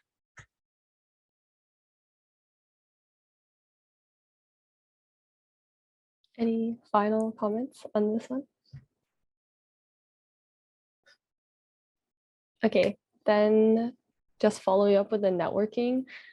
I know that's something that I hear a lot about, like business, like you should start early, you should like make your LinkedIn profile, you should start networking. What are you guys' thoughts on like networking? Like, has it helped you? Have you had any experiences, any tips regarding networking? I can jump in on this one. So I have a lot of personal, like, I guess, experience with this question. Like, I'm still trying to figure out what networking really means, like what the best way is to do it, because I think it changes a lot. But I think with me is if you really try to focus on just like you making a friend, even if that person's like in an upper year or like already working a job and they're like an adult, I guess, like really focus on like, I'm just trying to get to know you as a person instead of so much of like, oh yeah, like I hope you get me a job, like can you write me a referral and stuff like that. Like really focus on being friends, because it really does make a difference. Like people will remember you because you were like genuine and you like really tried to get to know them, unlike like other people. So I think in that sense, like really try to focus on like they're just a regular person, you're just having a conversation. It can be very like informal. It doesn't have to be like you prepared questions like almost an interview thing. Like make it informal, make jokes. I think my biggest tip would be like really show your personality, because I found that this year a lot of like even when you're like interviewing for clubs or applying for jobs, a lot of like you have a lot of the same experiences or like the same strength, I guess, in your applications other people, but what will ultimately like make you stand out is your personality, and don't be afraid to show that, because I think that was a mistake that I did. So like that'd be my biggest tip. Yeah. My biggest tip would be one, completely echo with everything Selena says. I had a coffee chat the other week and we literally talked about Rebecca Black. So it doesn't necessarily have to be strictly business. Think about it as forming a relationship with the other person. Secondly, follow up. So every few months, like let them know what's going on with your life. If they mentioned like something about their cat during your first coffee chat, bring it up again, just so it's like, I remember you, you're important to me. And lastly, even if you're not looking for a job, coffee chatting without a motive is so much fun. Like you learn so much from it, whether it be life advice or just genuinely how the person is doing, and like making friends that way. So don't only do it to look for a job, do it to meet people too. Yeah, I think that's really important. Also, like don't get too caught up on like kind of just pleasing people here and there, because like you want to be genuine as you want to, because like is your at the end of the day is like your personality that shines through you. So make sure that like you're genuine and like it's you who's like doing all that, and like you're not putting the pressure on yourself to like do all those things, but like it's something that like you see yourself liking to do, and like it's not something that you like force yourself a lot to do, because that's not what you want out of your like relationship anyways. I think for me, it was the exact opposite. Like I had to push myself to coffee chat, especially after COVID. I was in my little bubble of myself and I didn't want to interact with anyone. So I had to push myself out there to go talk to people. And the biggest thing with coffee chats is people love to talk about themselves. Like we all came here today to talk about ourselves and what we're doing in school. So just ask them questions. But one of the biggest mistakes I found students do is they don't give me enough information about themselves.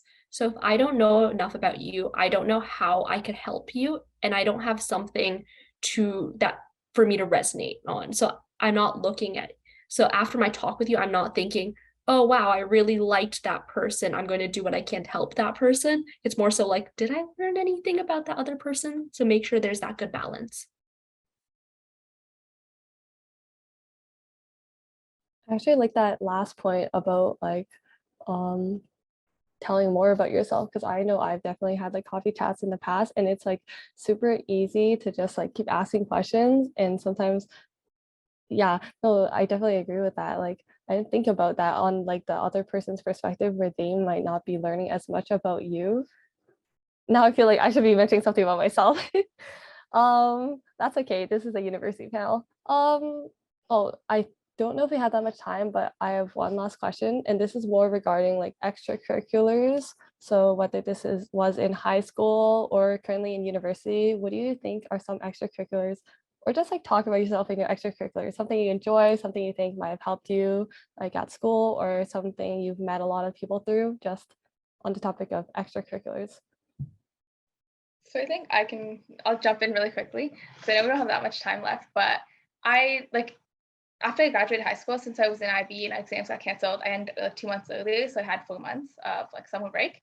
So I started a YouTube channel with my sister, and I didn't think of it much. It was more just like, let's just do it for fun, and just like see where it goes. And there's a lot of like providing tips on the application process, scholarship stuff, like just casual things. And then gradually, actually, when I went to university, so many people like from my grade and like just or like upper years just like saw me and they're like, hey, I watch your YouTube. And then obviously I'm like, thank you, like embarrassed or whatever. But yeah, so like that was like just a great way for me to like easily meet people, and I really didn't have to do anything. I was just like making videos and whatever. And then gradually, like in university, like a lot of experiences, especially the summers, like sponsorship, stuff like that, then like just came from the YouTube. So I'd say that extracurricular like really made me stand out because so many people would just know me. They'd be like, oh, you're the YouTuber from my grade. And I'm like, yeah. Or like my same with my sister. And then we have a lot of shared mutuals because she goes to Queen's University for commerce. So we do a lot of sharing of mutuals. Like we and friends hang out with each other, and I get to meet like a lot of people from the Queen side as well. So I think just like that extracurricular was a like really big one for me. And then like a smaller one was like I published a book, so I was able to get some like news features from that. So that also led to a few like me being able to meet like really interesting people, like an interview and stuff like that. So I think more just like extracurriculars that make you stand out from different other people, and like any extracurricular you do, like really try to get as much as you can out of it, and don't be afraid to like send those cold emails and do the outreach. Yeah, also like Selena, I subscribed to your channel and I saw it before making my decision. I was like, should I go to IB or Queens? I'm not kidding. But I love that YouTube channel, by the way. It's amazing. I even talked to your sister, so yeah, she told me, she was like, I recognize, she's like, I saw you, like she saw me in the promotional like Instagram post from your story, I think. So she's like, I know the girl. And I was like, yeah. Yeah, but thank you. That's so cool. Yeah, that's so cool. Yeah, I think in terms of like extracurriculars, like it's sometimes really hard to like know yourself and like what you like, which is okay. Like it's fine. It's totally fine. Just like try new things. Always like try new things. Like don't just focus on one thing and be like, okay, that's it. That's what I'm gonna do for the rest of high school. Like try to like go through it and like extracurriculars that are like outside of commerce or like business in general. Like just like for example, I joined a group that like helps the youth in Oakville that like raise fundings and like kind of events for youth in Oakville, kind of people in need sometimes, which is really nice because that's one of the passions that I have, that I love helping people, and like especially like through that I thought that like I really grew as a person. And it's something that like you should kind of figure out in high school, and like it's not something to be overwhelmed about. It's just like you have to like kind of explore different opportunities and like options out there. So I don't think it's like a big deal, but like usually universities look for leadership and like your initiative. I think, oh, go ahead. I'm sorry. I just want to add on because I am like going into first year now, so extracurricular was a pretty big deal. My marks weren't that extremely great, to be quite honest. It was like just good enough, but I think my extracurriculars really stood out. And I think one big one was because I wanted to do business, I specifically looked for extracurriculars more that had to do with the business field. So I did case comps, I went to conferences, and that was honestly a really great experience because I learned more about business. I realized that it overlaps with other fields. I was able to meet a lot more people from like different countries and different parts of the world. So really put yourself in extracurricular activities. You don't know how far it's going to take you, and who you're going to meet. So and yes, it will help you with your resume, but it will help you to grow as a person as well. I think in high school, I found it was better to have a few that you were really involved in, that you were really passionate about to write about, and then have a few to supplement it rather than just having a bunch of extracurriculars you didn't do too much in. In terms of university, don't feel obligated to join the business clubs. So at Western, there's like PBSN, WIC, like that sort of thing. And a lot of recruiters, they'll ask you, like, what makes you stand apart? And if you're in a business program, odds are you're interested in business. So if you have another club for you to talk about, for example, you might be in a healthcare club, or you might be in a nonprofit. You could talk about how much you enjoy those and how that makes you stand apart and how those skills could apply to the business world.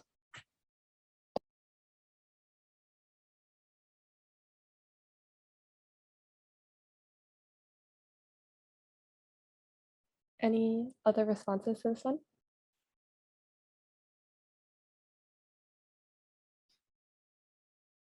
In that case, I think I'm gonna finish up the recording since I don't want to cut off anyone in the middle of their responses. Hi everyone, and welcome to the computer science breakout room. We have about 5 panelists, I think, in this room today. And as mentioned before, it'll be around 45 minutes where you can ask any questions specific to certain schools or majors that you have. While we go through this time, feel free to drop these questions in the chat or unmute whenever, or if you feel free to. So before we begin, as a little refresher, my name is Stephanie, and I'm one of the sponsorship coordinators here at Ignite Fair, and I'll be your MC for this breakout room today. So if we could get our panelists to reintroduce themselves and their programs, and then we can jump right into questions after that. Sure, I can begin. So hi everyone, my name is Olivia. I'm an incoming first year at Western. So officially I'm an economics major, but I'm taking the prerequisites to transfer into computer science for second year. Hi everyone, my name is Emily. I'm incoming at Wilfrid Laurier for computer science and business administration dual degree. Hi everyone, my name is Sarah and I'm an incoming first year at the University of Waterloo for computer science. I am also one of the SHULIC leaders, so you can ask me about scholarships and stuff.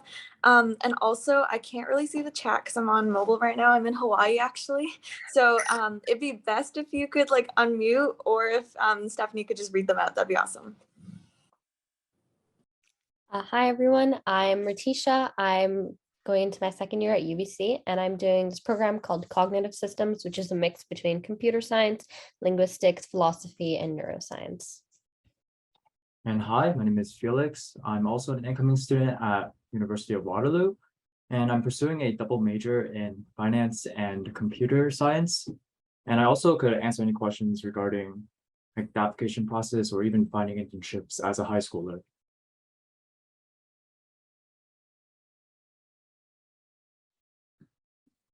Okay, thank you for that. I guess I can just start us off while others like think about questions. So something I was wondering is like, how does a typical day look like for those of you who have like already experienced a few years of university?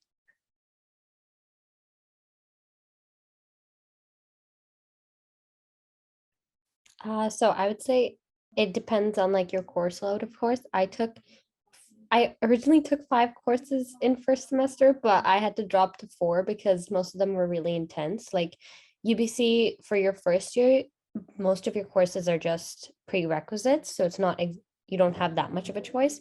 So I was taking things like physics, chemistry, biology, and computer science, like all in the same term. Very hectic, very chaotic. But you get through it. Yeah. Is there like anything specific as to like what the day looks like, or? You answered most of it, just like course load and like any classes you've been enjoying. Course load wise, like, my first semester I was not really smart in picking them because I picked all the hard courses. But for a second semester, like I tried to lighten my load by choosing like some easier courses, for example, like some arts courses because I need electives anyways. And then I left the ones that I didn't take for the summertime which was not bad because summer courses, they go by pretty fast and you're usually only doing courses at that point. So you don't have anything like clubs and everything else getting in your way. So it's pretty efficient that way. All right, thank you. Okay, so there's a question from Kenzie. So regarding UBC, how's the application process come the end of first year to specialize into your degree? Oh, I would say it's very intense, especially for computer science, because that's a really competitive major. So I would say take easier courses because then you can keep your average high up, because for UBC to get into your specializations, they look at all the course averages of your winter session, which is basically from the fall to end of May or April, the entire year, excluding summer, basically. So just try to like take the prerequisites as well as good electives that will boost your GPA to keep your average high, because it is very competitive for computer science.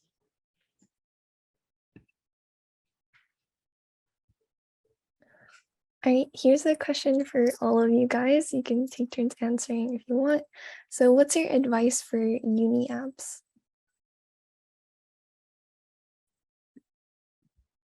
I could start us off. So in regards to the ones with supplemental applications, I would say, first of all, it depends on what programs you're applying to. So I remember for my Queen's Commerce application, they had 2 questions. You could choose, they gave you 3 different questions and you choose 2 of 3 to answer. And I think it's about like a 500 character count. I remember rewriting that one multiple times because I wasn't sure what story or aspect of myself I was trying to tell.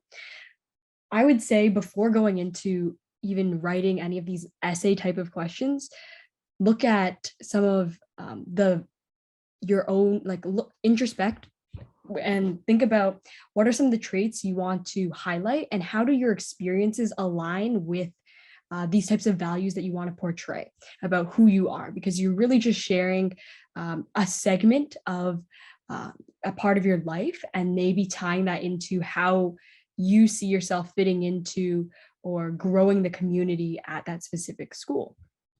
For other applications where it's a video interview, I would say just familiarize yourself with the platform.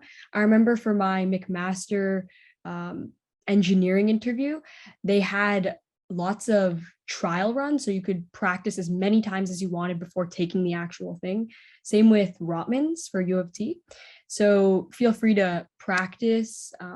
Make sure, because these things are virtual interviews, like get used to looking at the camera, making sure your audio quality is good, and then map out sort of a bullet list of topics that you want to cover. Prepare yourself for the typical interview questions as well, like why is this program, why do you want to be a part of this program? How do you think you will excel here? And what experience in high school might have led you to wanting to pursue this path? That's my spiel. Just to add on to that, I would also say like for applications like UBC, you have to like write a whole personal profile. So definitely start doing that ahead of time and like go to whoever you can, like guidance counselors or teachers, to proofread your stuff, because that's really important to get the most feedback you can, because sometimes whatever you think is good isn't actually that great. So you like always get it proofread like as many times as you can. And if you can also like reach out to older students that you know who can help you out and like give you tips on how to write the profile and cater it to whatever you've done. I would say for supplementals, like try not to be a robot, because a lot of people will write in the same tone that they write for their English class at school, but that's very like elevated diction. It's very formal and academic, whereas for scholarships or just university applications, I think it's better if you just write as if you were talking to a friend. I was literally using like LMAOs, LOLs, like very like unofficial and informal things you would think, but I think to an application committee, they just want to see you as a person. And I think that style of like casualty is way better than being super formal.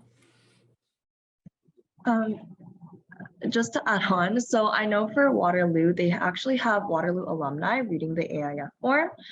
So again, just like Sarah mentioned, like you want to cater it like the language. You will obviously want to focus on what your achievements are and what you want to highlight to them. But also just think of that language of like, don't just like list it out because they're going to read it and they're like, okay, that's it. You want to make it kind of seem like you really learn something from each experience that you've done and that is taking you to applying to their program now.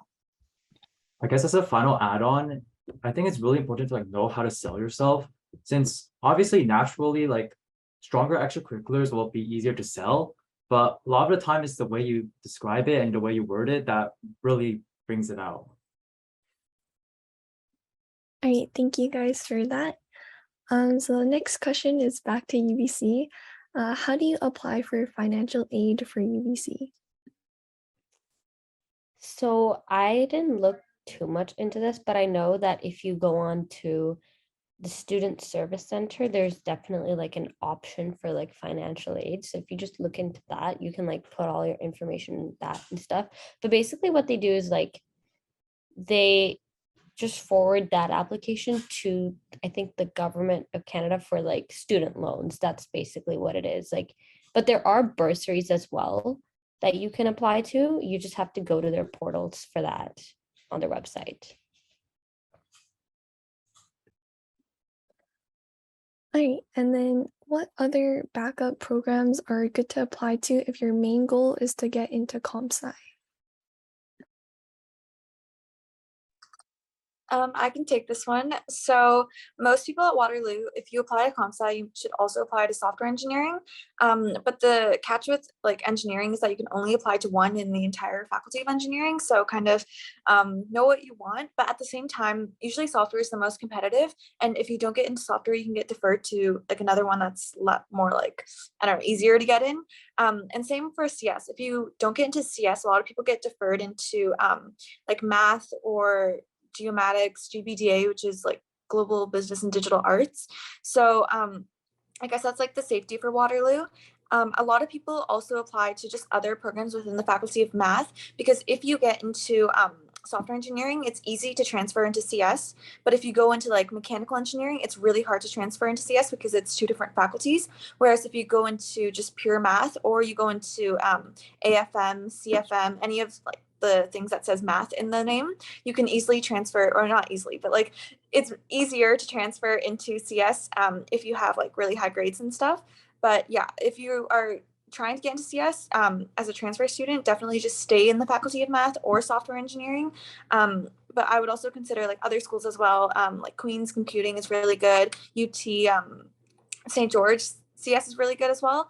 And then I think Western, like pretty much everything, business, Ivy, and also CS at Western is really good as well. I gotta add on to that a bit. So it really depends what you want to do with like your future. If you want to pursue like just a coding career, it doesn't really matter like about the specific program you get into, since like for a lot of those FANG companies, it really is based on your experience. So for example, people with boot camps without really like having a major in computer science get those jobs. But if you actually like want to have a formal education in computer science and stuff, for Waterloo, like Sarah said, you can apply to like those other programs that are slightly easier to get in. Like for math, you could transfer pretty easily. I think for CSBBA, I'm not sure if they changed it, but that's also like a really easy transfer. And for CFM, for my year now, it's harder to transfer in, but in the past, it was also like a direct transfer into CS. Oh yeah, and then I wanted to mention for AFM, there's two streams. You're either in the Faculty of Arts or the Faculty of Mathematics. So I don't know if it would actually be easy for you to transfer from Faculty of Arts into CS. So if you're going down the AFM route, it's probably better to do Faculty of Math, since that's what Sarah was saying about staying in the same faculty. For UBC, COGS, which is a program I'm doing, cognitive systems, usually like cognitive systems and computer science, they both have around the same averages, but there are two different programs, so you can apply to either one of those. But backup programs, I would also say it's like you could do something related to stats or math, or we do have a minor in data science that you can also go into. So like you could do anything with basically a minor in data science, for example. So something like that.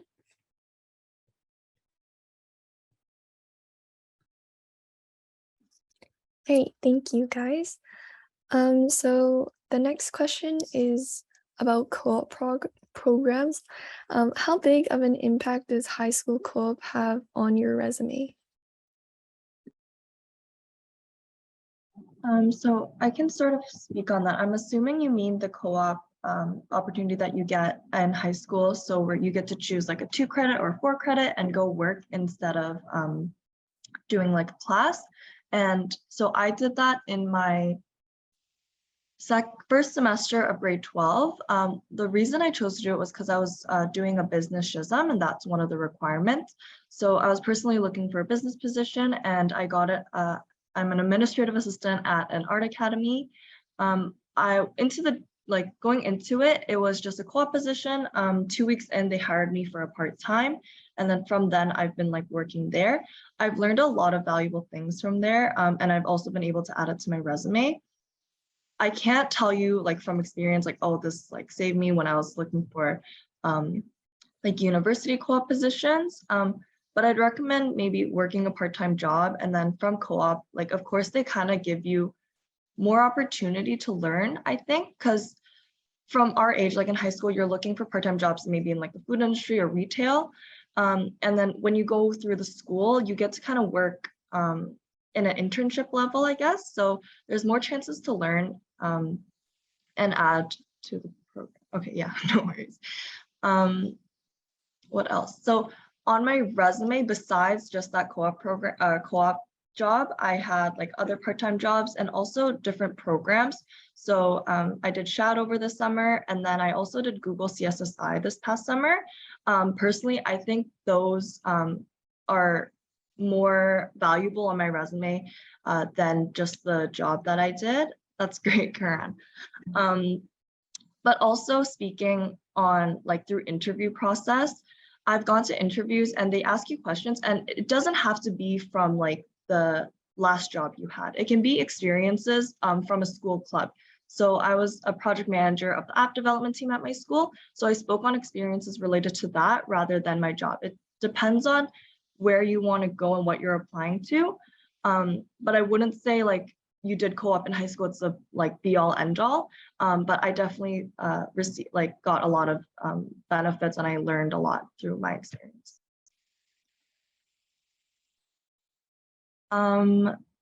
I just read the question in chat. I know that it is possible, like coding computer science internships while you're in high school. I had a friend who was also in the same co-op.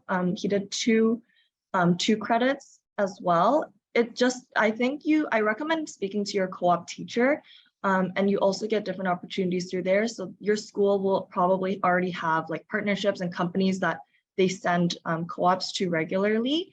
You're also able to look by yourself. So maybe go on LinkedIn network and see what kind of companies will be willing to hire a high school student interested in that field. Yeah, on the topic of co-ops, I didn't do co-op in high school because I squished like 32 courses in 3 years, so I couldn't it wasn't it wasn't possible at all for me to do co-op. But I ended up like just looking on my own. So right now is like the summer after high school, and so I got an IT internship at the Waterloo Catholic District School Board, which is the school board that I went to. So this summer, other than like right now, I've been just working in the office doing IT stuff. So a lot of things you just find through your own network. I got this job because I was student trustee, and I got to know my board, and they just like kind of gave me a return offer. A lot of jobs you can just find online. I know it's like really hard for high schoolers, especially when they have university students as options. They might want to go with them instead of high schoolers. So I would say the less experience you have, really just try to rely on your network. Sometimes it's just like sending out a LinkedIn message to a random stranger, and sometimes they get back to you. But if you have connections, like even if it's just your neighbor, just talk to them. They might know someone else and they might introduce you. You'd be surprised as to how much your network can help you. So really try to take advantage of that.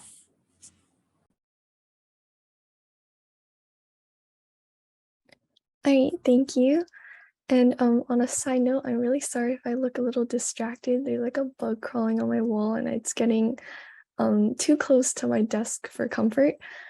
But the next question is for Sarah and Felix. So at Waterloo, did you end up taking their interview, and how was it? For the interview, it's primarily for the engineering programs, and I did apply to computer engineering. I wouldn't say you should worry about it since it's more like if you know your AIF, you could easily like talk about it in the interview. It's not really like a different process. It's just you just talk about the exact things you wrote on your supplementary. Yeah, there wasn't an interview for computer science. And originally I had no interest in CS. Like I applied very last minute. I mostly applied to health sci and life sci. So at Waterloo, I applied to health sci, life sci, and comp sci.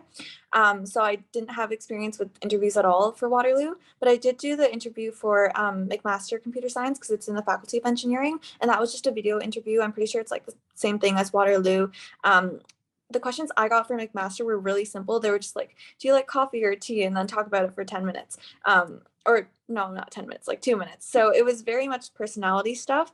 I don't think that they would ask you like, oh, what's your coding experience? Because I mean, everyone has different experiences and it's kind of unfair to like talk about that when you've already had the chance to talk about that on your AIF. So for a lot of these interviews, it's very behavioral, mostly just like knowing yourself and your life story.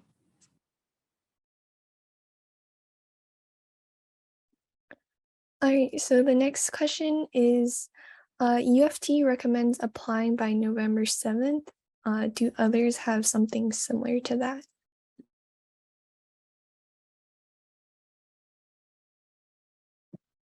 I'll speak for Wilfrid Laurier. So for my program, there is an ABS form, which is a supplemental application.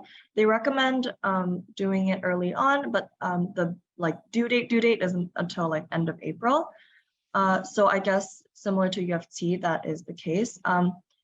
Like we mentioned in the bigger like not breakout room in the main call, I'd recommend trying to get those in just because there are like other opportunities for you if you do meet that deadline. And they're also, for my program at least, it's a rolling basis. So as they receive applications, they're going to be giving acceptances. So try not to wait till last minute.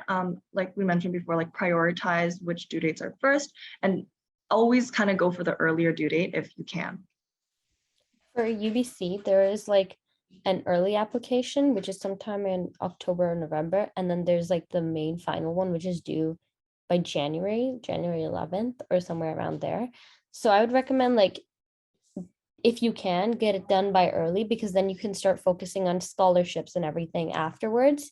But also don't like submit it if you don't feel as good about it, because like it is like a competitive process. So if you feel like you need more time to do your best and write your best application, definitely just do it by January, because for early, it is definitely much harder, because just because you submit your application early doesn't mean you'll get accepted early or that you will get accepted. You could also just like get accepted in like the later time, the normal time.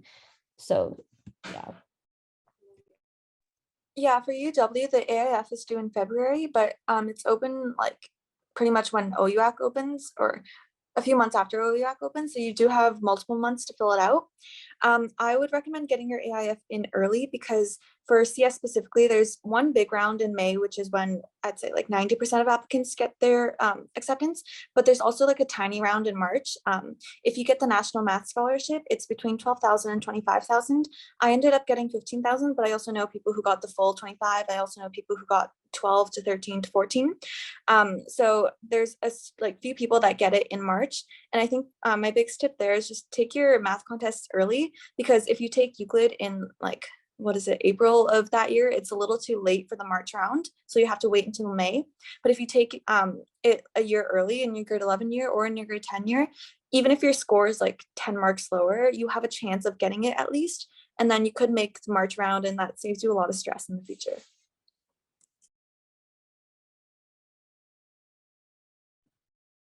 All right, thank you. So what are the main differences between computer science and computer engineering? Are there any major benefits or disadvantages in choosing one over the other in terms of the programs themselves and job opportunities? I guess I could speak to that. So that was actually one of my main dilemmas. I was choosing between CS, CFM, and computer engineering at Waterloo. And one of the biggest misconceptions I feel like is that people think the program gets you into the careers at Waterloo, where in reality, for a lot of the co-op programs, it's the people that really get the jobs they want. And I guess my main reason for choosing like CS over CE is that computer engineering has like a really high workload and it's mostly like hardware oriented. And if you're actually like set on choosing a software job in the future, you should definitely take CS over computer engineering. Otherwise, if you're just getting into either of those programs, your career is going to be the same either way. One thing I can share, I was never really interested in engineering. If I'm being honest, like going into grade 12, I had no idea what I was doing. And then it was like process of elimination to decide what I want to apply to. But I found I enjoyed business and computer science. This like in July, I did a Google program and I got to speak to a lot of Googlers. So people who work at Google, and they have like such a vast variety of backgrounds. Like a lot of the software engineers I met didn't even go to school for engineering or software or computer science. They went into arts, but then eventually they ended up in a career at Google doing software. So like we mentioned before, like you can change, but with engineering, what I've heard is you need to do sciences where computer science is a bit different and you don't have to. So if you enjoy sciences, go for it, do engineering. And then if you don't, like myself, I decided to do computer science. Another difference that I've heard is that the hardware and software, like Felix mentioned, I know I've tried hardware in high school, hated it. So that's not something I'm pursuing. So like Felix mentioned, if you know you're into software, go into CS. Don't quote me on all of this. I'd recommend always going to like different sources and also checking out what the career opportunities are through each program. And like Felix mentioned, like the co-op, it's not dependent on what program you're in. Like I have friends in nano engineering that's doing like full software co-ops. So it really depends on what you want to pursue and what kind of job you're kind of able to get. They'll look at your education to see what kind of courses and what you've experienced, but like it's not the be all and end all.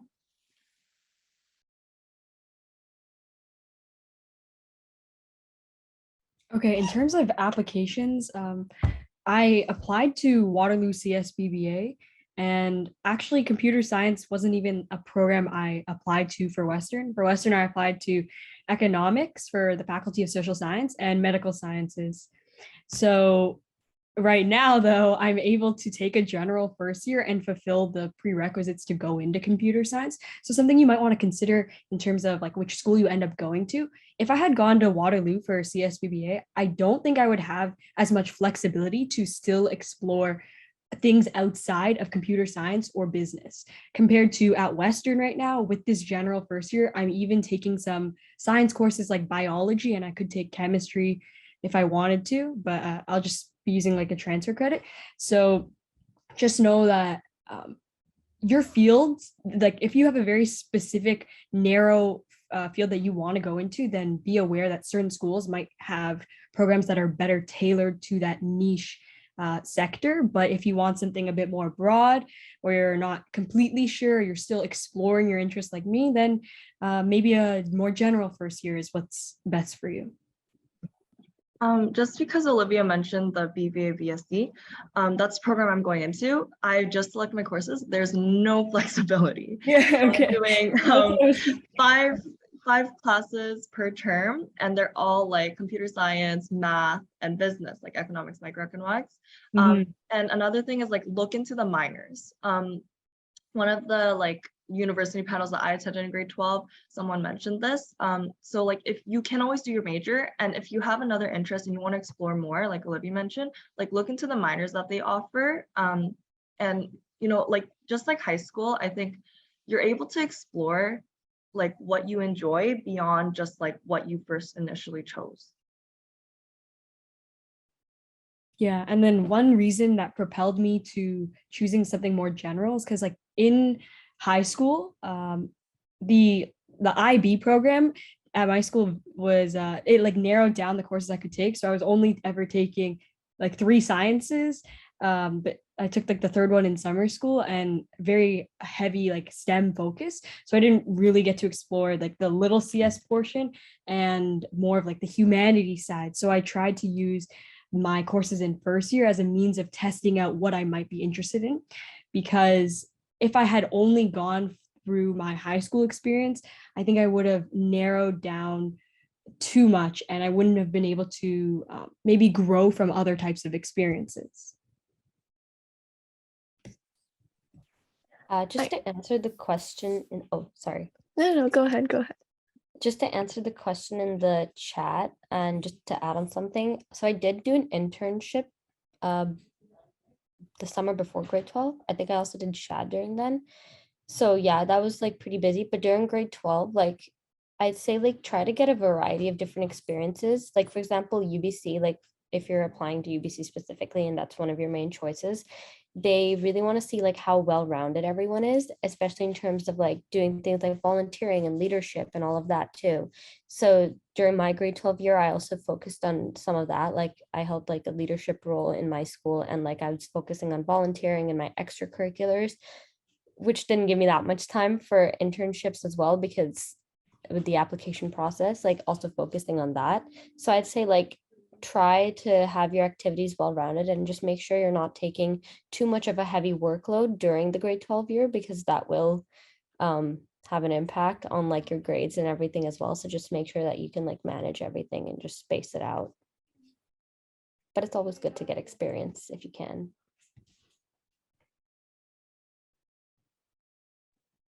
So I see a question about how much math or computer science contest scores affect like your application for Waterloo or UFT, and like how much time you should really invest into doing those. Yeah, I can talk about this one. I think math contests do really matter, but it's not necessarily like if you have a high score, you'll get in compared to someone else. Like, they more so care about your participation. So if you do a lot of math contests, it shows them that you genuinely care and you would be passionate to study in their program. So I didn't do like I tried to go for quality over quantity because we were online. Like COVID hit during my grade 9 year. So I had one normal semester and then pretty much everything else was online. So like Euclid, CIMC, Beaver, I did all of those online. And yeah, I do think they matter, but if you don't have a super high score, it doesn't really matter because your extracurriculars could make up for that gap. Like this year, usually the AIF is weighted out of 5. This year they changed it to 7 because now there's like a heavier weighting on that. So your grades do matter, but at the same time, I got in with a 94 in March. And like that's considered low for UWCS. Usually the average or the median is like 97, 98. So even if you have low grades, even if you have low math contest scores, everything else can compensate for that. So it's just about having a good balance. And to add on, I think I'm on the flip side of Sarah. So Sarah did lots of math contests, but I actually only did one math contest, and that was at the end of grade 12 for fun. And then I would say my average was like a little bit higher. So I was able to, I guess, show them I have more of a focus on that academic side rather than the math contest side. And I still got into the CSBBA program from the Waterloo side. So I think it shows that there's a spectrum of like backgrounds that applicants can have and still get into the programs that they'd like to be in. Yeah, as for me, I did a lot of math contests, but like I wasn't like excelling at either of them. I also had like some outside stuff, and my extracurriculars like mainly focused on like hackathons and like other coding projects, especially like internships and startup stuff. So I think another thing you could focus on is like focus on activities that aren't exactly like competitions, but instead you could just like kind of show that you have experience in the field that you're applying to. All right, thank you. So another question about so do second semester courses grades matter as much as first semester courses in grade 12 for uni apps? Okay, I would love to answer this question because I think it depends on what your course load even looks like. So for myself, in grade 11, I finished 3 grade 12 courses. So those credits could be used toward my top 6 average. And then by the time I was in second semester of grade 12, I already had more than enough credits to graduate and a lot of extra grade 12 courses. So your second semester courses will matter if those are the prerequisites to get into your program. So for example, I have friends who are applying to like McMaster Health Science, and they were taking chemistry, grade 12 chemistry in second semester as opposed to first semester of grade 12, which meant that that course, which was a requirement for the program they were interested in, did count. So it just depends on whether the courses that you're taking in your second semester count toward the admission average, and then you can gauge whether or not that course matters in that sense. For me specifically, I guess anyone in my position. So going into grade 11, you choose your courses in grade 10. No idea what I was doing. So my guidance counselor recommended I take like very open courses. So I took sciences, I took like, I basically took everything you can take. So then you can take every course available in grade 12 as prerequisite.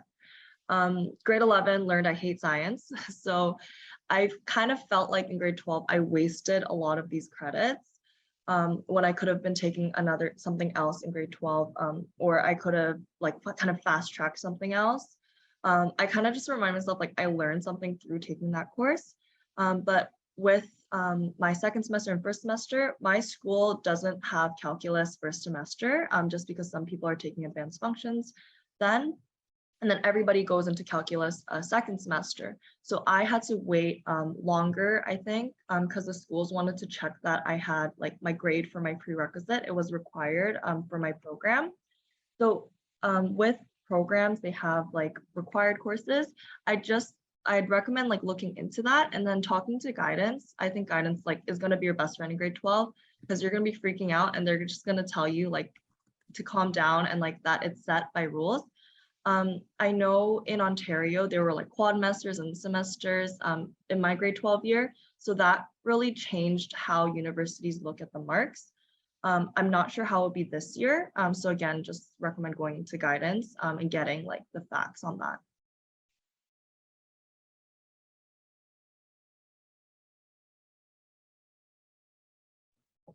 All right, thank you. I think Sophia had a question, so I'll let her ask. Sorry, I couldn't see the introduction. Oh, Sophia, wait, okay, it's a little Am I hard like to really hear. loud? Is it like really loud where I am? Okay, it's good now. It was just a little muffled before. Yeah, okay. Yeah. Sorry guys to make the beginning of the title. My name is Sophia. I'm like the creator of Night Fair. And two things. One, I think the breakout room is closing soon. So if you guys have any other questions, feel free to like contact any of the panelists. And I'm sure they'll be happy to answer those questions. And one of my questions was like kind of like grade 12, but also relating to that contest question of if you've been doing math contests from like the beginning of high school until like grade 11, and like grade 12 is obviously very busy, would it be worth it to continue like investing in those like contests, or is it more worth it to like just like write it for the fun of it and then like focus that time on other things? Because I feel like for me, like I've had like this consistent record and then it's been like going down because I've dedicated less time to math. I'm just kind of worried for like if that consistency should be like held on until the end of grade 12. Yeah, I think I can answer this. So math contests, I didn't do any math contests in my final year of high school. So grade 11, I didn't literally didn't do anything. I just finished all of them in grade 9 and 10. A, because it was back in person and I did not want to study for that. And B, because I think, yeah, I agree with you. Like you should definitely put your time towards your extracurriculars if you think that your math contest scores are going to go down. Like instead of spending multiple hours studying for a contest that you don't even have faith in, you might as well just put it into like an EC that you're truly passionate for. And honestly, math contest scores, like it's good to have them, but if you have most of them done, like or you said you took a few of them in like 9 and 10 and 11, like you should be fine, as long as they're like, you know, within a reasonable score. Definitely I think ECs matter more, but yeah, math contests, I don't know, it's so weird because like I know people with high 80s on Euclid that got rejected from CS. I also know people like me, I took Euclid for fun. I didn't take it with the intention of going into CS. And I ended up getting in. So it's very like, you don't know which way it'll go for that.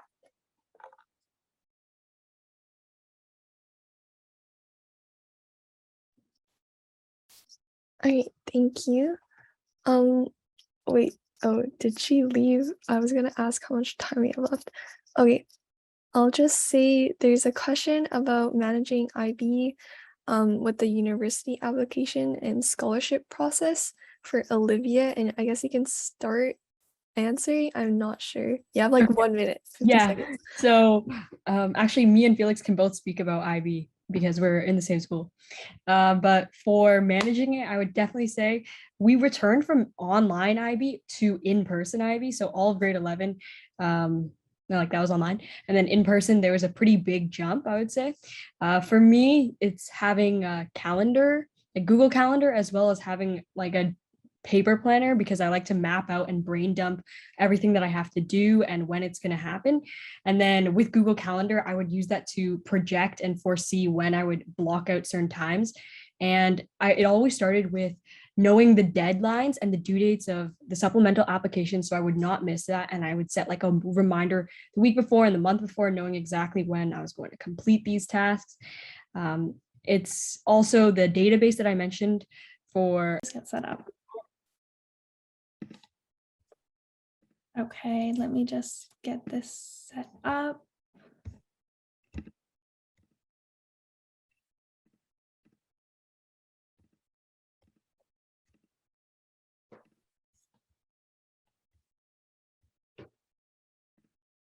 Okay, well, just starting off, since we're recording, we can kind of just treat this like a podcast interview. How did you decide that you wanted to go into the program that you did? Yeah, I can start us off with that one. I actually really wanted to go to MAC for their Arts and Sciences program. That was my dream from day one. I was like, I know it's really competitive. If I got into that, hands down, I'm going to MAC. So I applied for that and then picked very similar programs that had that interdisciplinary kind of focus. Because going through high school, it was kind of like, I really like all my science courses. I really like writing and I really like art. So it was kind of, there was a lot that I wanted to do and I wasn't sure how I could get the best of all of that. So yeah, I applied to MAC, applied to Western, similar program, and then applied to, oh my gosh, I applied to U Ottawa for a similar program too. Got into Arts and Sciences, but I live in Hamilton and it's really close to that campus. And I was like, I don't know if I want to commute every day. I kind of want to have an opportunity to leave home, gain that independence, and really take things on my own. So it was a surprise to me and probably everyone else in my life because I talked about arts and sciences all the time. Ended up going to Western for their SASA program. And I think the main thing that made me choose that was one, Western's far enough away that I can leave home. And two, the program's such a small and intimate kind of group of people that you get to know all of your professors, you get to know the director of the program, you have these great connections and you get to build your network. And I was thinking for myself, just being able to gain those experiences that I need outside of academic life, it would be a really good option. And then of course for my interview, they asked like, oh, what do you want to do post university? And I said, like, I want to go into bioethics, spoke with a different school. And they said that they have a bioethicist. And she goes, well, at Western, we have many. And I was like, okay, you know what? I'll pick the bigger school with a few more options for me. So I think that was why I ended up choosing SASA at Western. Yeah, for me, I knew really early and like in high school and stuff that I wanted to study English and creative writing. So at that point, it was just figuring out like what schools work best for that. So the reason I chose UBCO specifically is because English and creative writing are in the same faculty. At UBCO, it's called Creative and Critical Studies, which also includes like gender women studies and kind of those more like critical courses. which really is something that interests me a lot. So the other school, I was really choosing between UVic and UBCO. And at UVic, creative writing and English are in different faculties, which doesn't make it impossible to do the double major, but it makes it like just one more kind of hurdle, like one more thing to have to talk to an academic advisor about. Whereas at UBCO, doing the double major is super seamless. Like it feels so simple. I don't have to really doubt like when I'm choosing my courses and all that. And also UBCO, the creative writing program is really small. So each class only has like 10 to 15 kids in it, which really works well for me because I have like academic disabilities and stuff. So having that smaller class size is super, super useful. Awesome, amazing. And as for choosing your school, how did you decide? I know you talked a little bit about why you chose those schools over it, but was there any other factors that led you to the school you chose? Yeah, so for UBCO, I chose UBCO instead of UBC. UBCO is a very small campus in Kelowna. It's like a fifth of the size of UBC Van. That was really important for me because all the high schools that I've gone to have been fairly small. So like I didn't want like to go to a school of like 50,000 kids. UBCO is like 10,000. So that was really important to me. Also, I'm big on extracurriculars, so like skiing and like doing all that fun stuff. So choosing a campus where I could go out and do that stuff and take a break from school is super important to me. Yeah, I know for me with Western, I looked at all the stats and they were saying like, we've got the best student experience, also the like highest admission averages, and then really, really high graduation rates. And I knew like, well, if I'm paying for first year, I'm going to make it to my last one. And then I also knew that I needed to focus on a little bit more than school. Through high school, I was very like academic oriented, and I needed to broaden my horizons a little bit more. So I think with Western, I wanted to force myself out of my shell, take advantage of those student experience opportunities. And yeah, I think those were the main things that made me want to go to Western. Amazing. And as for course load, do you find it's a very heavy course load in the program that you chose, and how do you feel that you deal with that course load? Yeah, I can get started with this one. I would say it is a very heavy course load for me because I'm in 2 different faculties, and then on top of that, I'm doing research and I'm doing like an honor specialization. So that's extra courses. It has been a lot of courses that don't necessarily all coincide. But at the same time, because there is such a broad range of things that I'm learning about, I feel like it makes things a little bit easier. So I can focus on the essays that I need to write, and then I can pivot to studying for an exam that's in biology, at least like 1 day a week where you're not on campus and you don't have those classes, just because you do have like readings to catch up on. You have all of these like lectures that you need to prepare for. So I think try to kind of build in a little bit of break time just for like preparation for the rest of your week. I think something that's been important for me is for like choosing which electives I want to take is kind of looking ahead to like what, like when I was in 3rd year, I was looking ahead to 4th year and being like, okay, what other things am I going to have to need to have finished? So always like trying to keep one step ahead in terms of that. Something else that I've been doing that I find really useful is I take 1 or 2 summer courses. And so now that now that I've done that every summer and been taking full course loads every single year, now that I'm going into my last year, I only need 3 courses in my first semester and like 4 in my second. So it really kind of helps to try to stay one step ahead and keep checking the requirements, keep making sure that you're hitting every single thing, ticking every box. Go to an academic advisor if you feel unsure about anything as well. And as for courses in high school, what courses did you find really helped to set you up for the university applications and just the university process in general? I would actually say the elective courses that you take are pretty important. If you're taking 1 or 2 classes that really align with your interests besides what is required of you, you can use those to your advantage when you're talking about what you're passionate about and what you're interested in, like truly. So for me, I was taking biology and chemistry and like calculus. But I found that when I was writing my applications, I talked about the art courses that I was taking. And I talked about taking law, these things that I didn't necessarily need, but I wanted to do. So yeah, believe it or not, those are what I would say were most important. Yeah, I think for me in high school, just to add on to what you're saying, what was important for me is like figuring out what I actually like. Like, I think it's really important. Like, I have a ton of friends who go to university with me and they just absolutely despise what they're studying, but they're like in fourth year. So they're like, oh, well, I made it this far kind of thing. But I love what I study. So really trying to figure out in high school, like, does going to this class every single day, like, does it just fill you with dread? Because that's exactly how you're going to feel in university if you have to take the same subject. So trying to figure out like what keeps you motivated, even though it can, like, I know that all school in general can become kind of exhausting, but just trying to figure out like what really fills you with dread when you're like getting up in the morning. Yeah. Did anyone have supplementary applications here?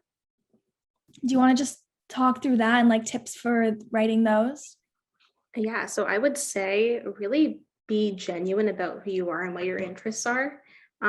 Like I said before, the Scholars Electives application, that was an accident, and I didn't really know how to tailor that to the program. But I'm pretty sure I got in because I talked about what I really cared about, the things that actually mattered to me, instead of trying to, I guess, check off certain boxes and meet what their expectations were of me. As well, just I guess before you go into actually filling out all the questions, read over them. And you can also look at past examples from past years. I know for like Mac Health Sci, Mac Art, like Arts and Science, and then they have I think it's IBH too. They have a pretty similar format for their applications every year. So if you want, you can just Google search their application, see what past applicants have done, and kind of like see, okay, this is what I need to kind of talk about a little bit. These are the sorts of people that they're looking for and the interests that they're looking for, to give you a bit of a leg up when you actually read through the application and know what you're applying for. So. Yeah, I think just to add on kind of what you're saying about like, don't just write what you think they want to hear, like actually talk about what you're passionate about, because it really does like come through the writing, it shows, and that's who they're looking for, is students that are passionate about whatever they want to study. Yeah, like I know one person, they got into, I think they accept maybe like 5% of total students. She wrote about Harry Potter. She cared about Harry Potter. She wrote about that, and she got in because that was, yeah, what she was interested in. Yeah, and I know like trying to like write something different can like put a lot of pressure on yourself, but I think just what you're passionate about makes you different. And so yeah, going with that is often what's going to get you in and get you in a good position. Awesome. And this is a more casual question, but do you guys have any like favorite study spots or places on campus that you go to just focus or relax? Yeah, we've got an international affairs building, and they've got like this little terrarium sort of section in there. So it looks like, it feels like in the middle of winter, and Western winters are terrible. Like I absolutely hate them. But you'll come in there all bundled up with your winter boots on and all like your jacket, everything, go downstairs, and it feels like you're just like in the middle of the rainforest. So I think any space on your campus, whether it's Western or not, that has that kind of natural sort of vibe is pretty helpful, especially because Canadian winters suck. They're long and they feel like they're never going to end. So yeah, I'd say any place on campus that has a nature kind of feel works really well. Yeah, we have the same thing, and I go there all the time. Another thing that's important for me is like I get distracted a lot by other noises. And so in first year, I was too scared to use the silent study rooms. Like I thought they were so intimidating. But then when I kind of got over that and like actually went inside, I was like, oh, this is actually perfect for what I need and like the kind of environment that I need to get work done. Awesome. And I know, Dessa, you're mentioning clubs earlier in the conversation. How do you kind of go about finding which clubs suit you and choosing those? Yeah, so most universities will have some sort of something on their website that you can find. They will also have like club fairs. So you can figure this out by following your university's like Instagram or like whatever kind of student union they have.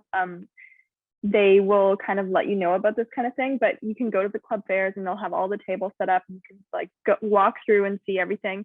Also, Facebook is a big thing. Like all the clubs will have Facebook accounts or Instagram accounts, which is a little bit more rare. Usually it's Facebook.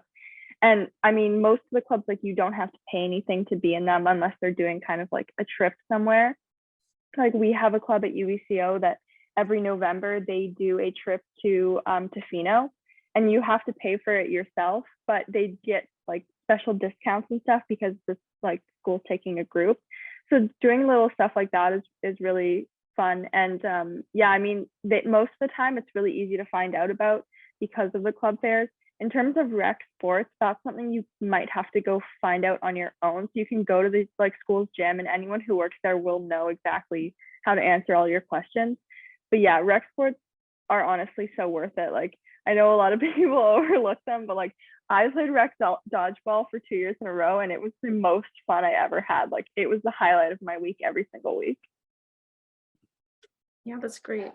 Just adding on to that, I guess, yeah, like the rec center does have a lot of great stuff going on always. Like, even if you don't want to commit to like a full semester, whatever it is, of playing a sport, they do have like fitness classes even, and those are pretty fun.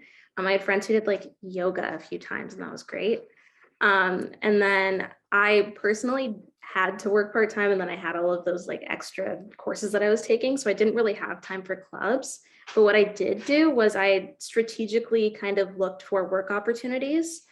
So just like dug a little bit deeper, wanted to stay on campus, so I found stuff with student experience that I could do. There are a lot of great internship opportunities. And then I also got an opportunity to, RBC has this design thinking program at Western.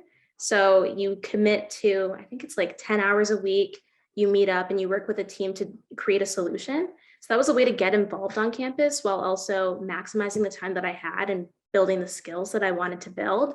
And then that allowed me to get a co-op throughout the summer. That's been amazing. And like, so I'd say any extracurricular kind of opportunity you can get that especially aligns with like the skills you want to build and what you want to do in the future, really keep an eye out for those.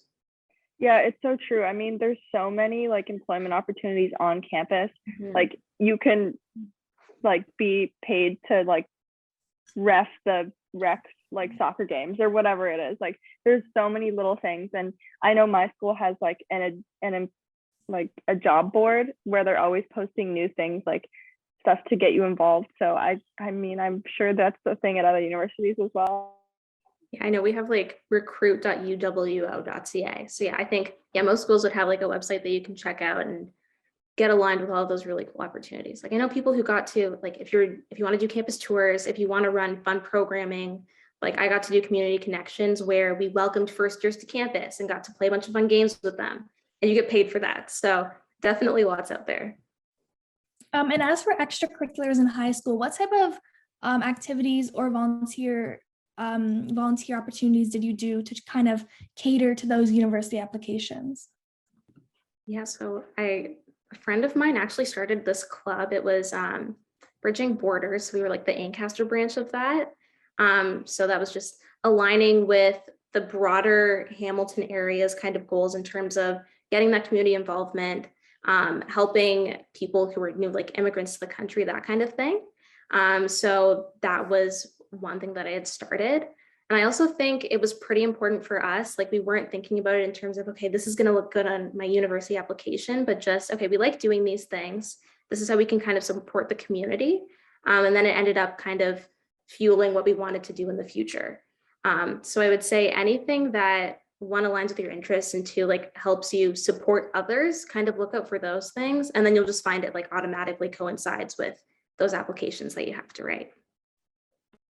Yeah, I mean, choosing to like volunteer in things that you actually like is so important. I think people can tell when you don't want to be there, obviously. For me, I went to a small high school, and every grade 12 had to be the student in charge of something. So we called it SIC. I was SIC of community service, which meant that I had to like organize and host all these events. A big one that I really enjoyed hosting was we did a coffee house fundraiser. So if any student had like musical talent, or they just wanted to like read a poem or anything like that, then we had kind of like a live music event. And we had all these like mugs and stuff that we had designed that you could buy. Students donated artwork that you could buy, and all the money got donated to the women's shelter. So doing stuff like that, like even if you're not kind of like the student in charge of community service, like you can go and like talk to your school and organize that stuff on your own or with a group of friends or whatever you want to do. Like there's always opportunities.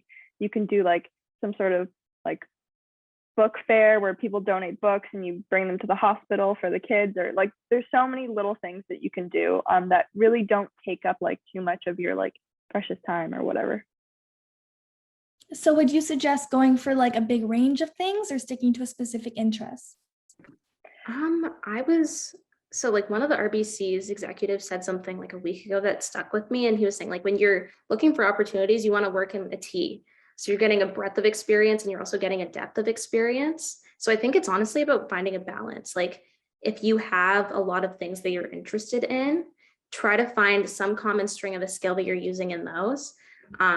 Or if it's the opposite where it's like, okay, well, I only really like to work in a healthcare environment, try to find as many different roles in that space as you can. So yeah, I think it's a mix of both. I know that's not like the most like, I guess. No, I like that. I like the T analogy. No, I was going to say a mix of both as well. Like there's just so many things to do if you're not like a super social person who's good with like talking to a lot of people, like volunteer at animal shelters. Like there's so many things out there to do. You kind of just got to get online and look for it. And then eventually you'll find something that you really love and you can kind of find like other branches of that thing to volunteer more in. Awesome. And as for campus life, have you guys or do you guys live on residence? Do you kind of want to talk about that experience and I guess financing that, and just would you recommend it, how it is like, I guess if you don't live on residence, commuting to campus? Yeah, so I did live in residence my first year. I was a part of the COVID cohort though, so I don't know how helpful my like advice is going to be. I would definitely say it was extremely helpful to be there. But at the same time, I do understand like I was in a, like I had the financial support of my parents to help me out with that. And I also had a few scholarships to carry me through that. So yeah, I think if you can go into residence, would recommend it just because you're making a lot of great connections. You're meeting new people, you're learning to live on your own. And then you also just gain these life skills that you kind of need throughout university that you might not really think about. It is pretty important to just gain that independence. University is more than just like an academic transition, it's a whole life transition. So I found that was pretty important. If not though, there are some great supports at Western at least where there will be like, oh my gosh, I guess upper year students who are able to support you through your transition into university and create that community for you, even if you're not in residence. We call them softs. I don't know if that's common or not. But yeah, so I would recommend it, but if not, no worries. Like there are definitely supports out there for you and communities that you can build as somebody who is not currently living in residence. Yeah, I mean, I really highly recommend living in res for all the reasons that you just said, but also like proximity is a big thing in making friends in your first year. So like a lot of the friends, like really close friends that I still have now, were on my floor or were on the floor below me in my res. So it really helps kind of like pushing you in the deep end, getting to know everybody. And also if you don't know the city that your university is in that well, in first year, I can imagine trying to pick an apartment or pick like an area to live in if you don't know the city that well would be really challenging. And trying to get to know like the bus system if you don't have transportation and all that stuff could be really challenging. So first year really gives you kind of a good like jumping off point of figuring out the city, figuring out how all the transportation works while still like having the easy access of living on campus. Awesome. And I know we were mentioning burnouts before. Do you guys have any tips to stay motivated during a burnout or just, you know, avoiding them in general? Yeah, I think for staying motivated when you're going through one is just really relying on the people who are in your life and the friends that you have. It can be pretty easy to just be like, okay, I'm going to shut everybody out. I'm going to focus on me and try to get through this. But it is important to just like take a minute to even just like talk about the fact that you're struggling, the fact that you don't really feel that motivated anymore. And yeah, just like lean on the supports that you have. To avoid it though, I think scheduling in time for just reflection on how you're feeling and how you're doing is pretty important. Learned first semester of second year, the burnout sucks. And it definitely like it lasts a lot longer than you'd expect it to. Like I experienced it, and then maybe there were 3-4 months where I just couldn't work as hard as I used to be able to. And then to avoid it in the future, I just take some time like once every Sunday, and I think, okay, how am I feeling right now? Do I need to take some time today? What can I change for next week to just avoid that extra stress in my life? And it has been working so far, so would recommend that. Yeah, for me, like while I'm in a burnout, a big thing for me is like, even though I'm in a burnout, like trying to stick to my routine. So like I'm big on going to the gym and like staying active. So instead of like throwing out that routine when I'm burnt out and all I want to do is like lay in bed and like not look at a screen, I like force myself to get up and go for a walk, at least like get some fresh air, get some perspective, try to like calm down. There's a huge kind of I don't know, for my high school, all the teachers were like, oh, professors aren't gonna like stand for this, like kind of thing, like that whole view. Professors are like really, they understand what you're going through. Like they did that, they did a master's, they did a PhD, they really understand like the burnout. They really get it. A quick email, like a quick respectful email to your prof being like, hey, is there any chance I can like send this in a day or two late? They're probably gonna say yes. Chances are they are gonna say yes. And chances are they're not gonna look like down on you for that. So really like pushing yourself to get in contact with them and just say, hey, like I'm not doing well, like can I take a couple extra days? They're not going to say no. Like they can't say no to that. In terms of preventing burnout, a big thing for me is like I will kind of like lose sense of time when I'm doing an assignment. So Thursday, Friday, Saturday, Sunday, I have an alarm set for 9:30 p.m. and when that alarm goes off, I'm not allowed to do any more schoolwork. No matter how much schoolwork I have to do, that is my cutoff. That is my time to like put the computer away, read a book for half an hour, and then get some sleep.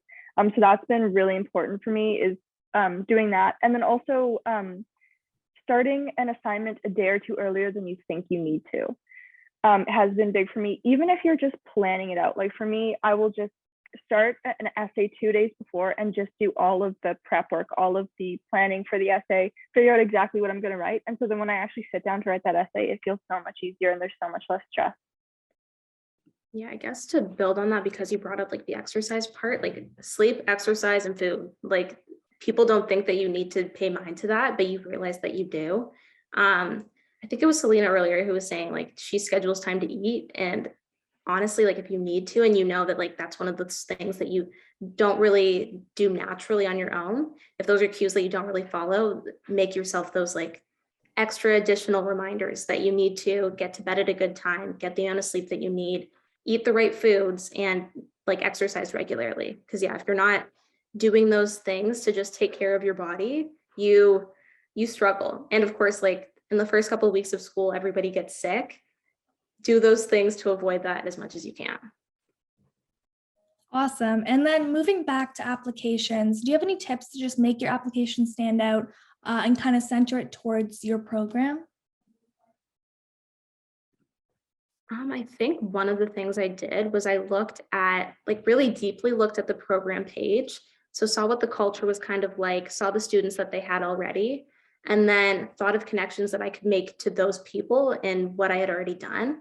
And then to make my application stand out, I guess I connected my experiences to personal motivational factors. So one of the big things that I used, I think, to get into SASA was the fact that like an art piece was really important to me. And I connected that to the connection I felt to my mom, that kind of thing, her journey, how she inspired me. And I feel like that kind of made me stand out a little bit more. It was something that they talked to me about when I was doing like my phone interview. So yeah, I think any like little personal touches you can put in there are pretty important. I don't really have anything to add. I agree with all of that. Awesome. And then just for like wrapping up, do you want to tell us just about your general experience with your program so far, how you've liked it, anything you would want to like improve on it? Yeah, I'd say I love my program so far. I've been really fortunate to get some close connections with the professors that I have, and I feel like that has really just enhanced things overall. There are so many people on your campus who just have endless knowledge about things that really, really matter. So that's important. And then I've also been able to build up my network.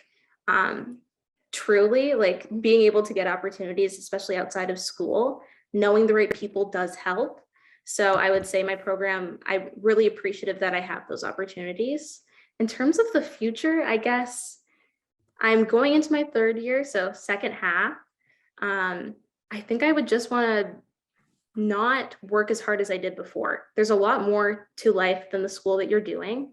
It's okay to make mistakes sometimes, and it's inevitable, it's going to happen. But what I've learned, like, because I'm doing my first co-op this summer and I've had a few like work experiences that aren't just like your typical part-time job. It really, like, as long as you're caring about what you're doing, that's all that matters. It doesn't matter how amazing you are at it, but as long as you have that willingness to learn, that's the most important thing. So I think I'm just going to carry those lessons with me that, like, okay, I can fail. As long as I'm liking that I'm learning, that's all that matters. And like, it's going to be okay. So yeah. Yeah, I think making those prof connections are super important, especially if you're looking at like higher education, like master's programs and PhDs, because you need prof references. So having at least 3 like solid profs who like you, who like your work, who can vouch for you is so important. So I know like a big thing for me is having such small classes, like everyone gets to know everyone really well. Everyone gets to know your writing style really well. They know how you work, they know how you think. And so having like such small class sizes has really allowed for me to gain those connections with certain profs, which is so useful.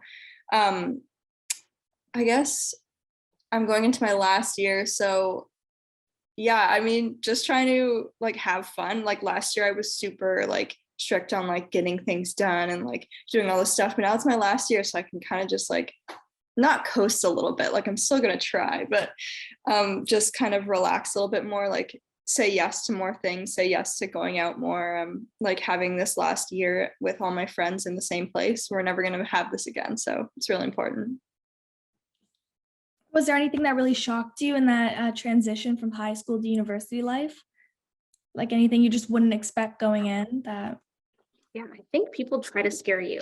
Honestly, I think everybody says like university is going to be really hard. Your profs won't be understanding, like you touched on before. But that's not the case. Like they're there to support you. If you are struggling, people are going to be there to help you. And it's also important to realize if things are difficult at times, you have, I'm thinking of like people who are like on the health side of things, but like you have maybe like 1,000 kids going through the exact same thing as you, just as stressed as you, like literally the same course, doing just as well as you are on the same test. So just being mindful that you're not alone, and like it's not going to be as hard as people say it's going to be. I think those were things that were really unexpected.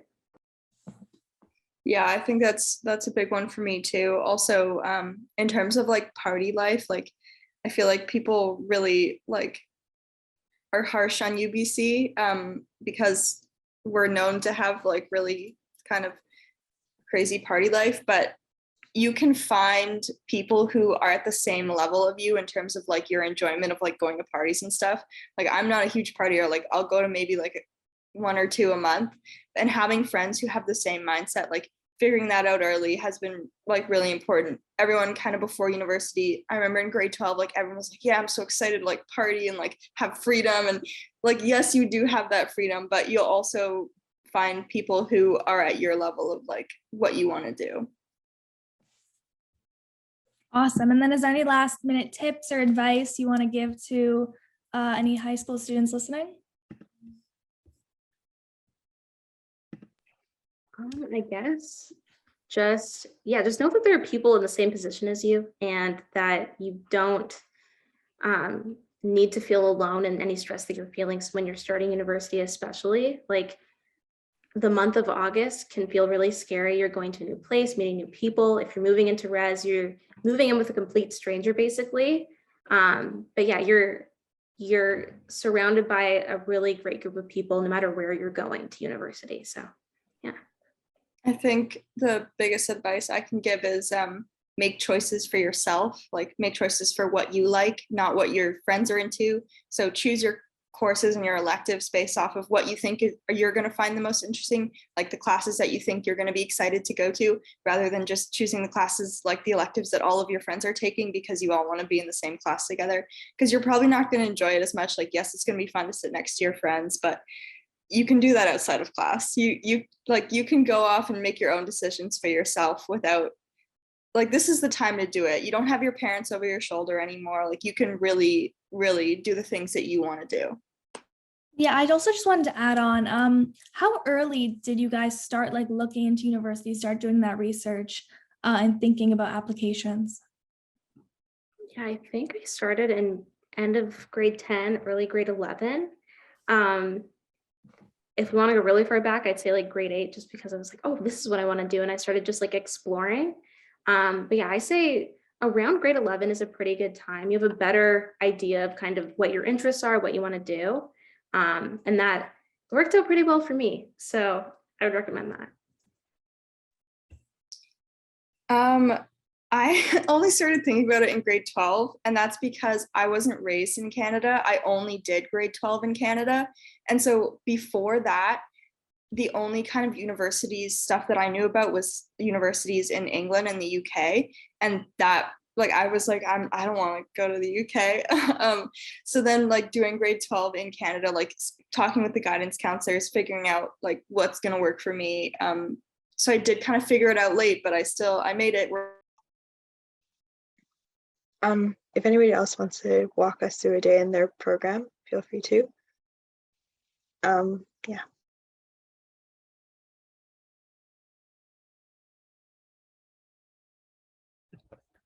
Yeah, I can go next. I guess my experiences were a bit in contrast to yours, Anava. I was a night owl, so I spent a lot of late nights at my desk.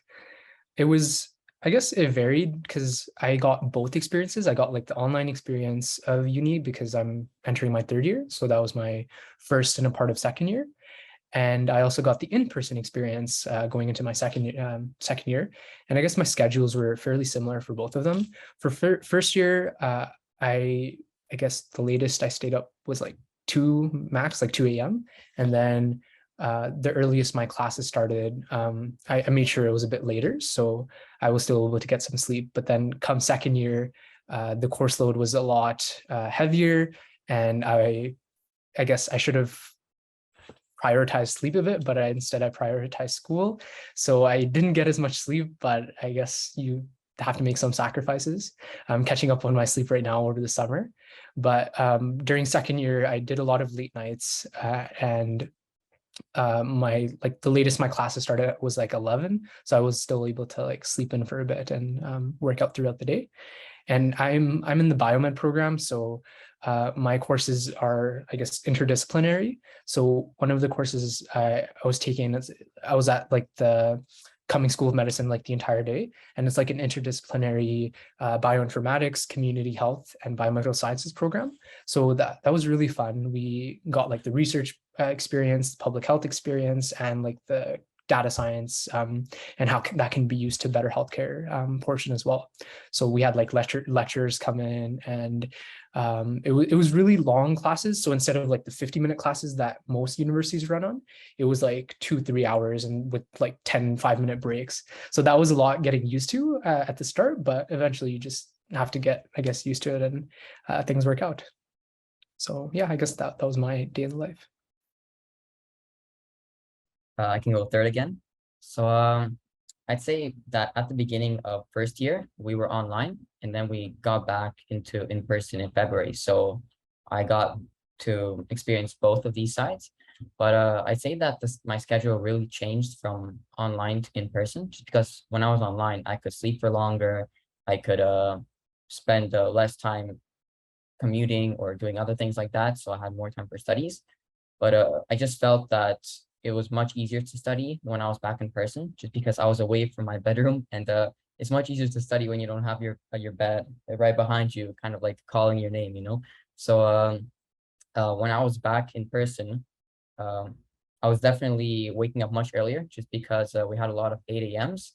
And unfortunately, when you're first year, you don't really have that much leverage over a system of choosing your time for classes. Like I know upper years can go at like 2 p.m. or something like that sort, but when you're a first year, you have less options. So I was going there for about 4 or 3 days out of 5 at 8 a.m. So that's usually when my day started, and I would be there until, let's see, 3 p.m. or 5 p.m. depends on the day, because schedules are um, a lot more free, I guess. Like it's not as strict as in high school where you have like 1, 2, 3, 4, up and from 8 a.m. to like 4 p.m. So once I was done with school, I'll usually go to either extracurriculars if I had a club meeting or if I had a design team meeting or something of that sort. But if I had nothing, then I would go back home, get some dinner, get some studying. But then I would go to the gym just because I felt that it really helped me study better. Just because whenever I get some physical activity, I'm not as, I can concentrate better, I'd say. But I always try to kind of balance everything in a bit of studying, a bit of exercise, eating. And I gotta admit, even though sleep is very, very important, I could have done much better with it. I think lots of people can admit to that as well. But I try my best to kind of balance everything. But it's okay if you can't balance everything because it comes over time. That's time management. So that was my spiel right there.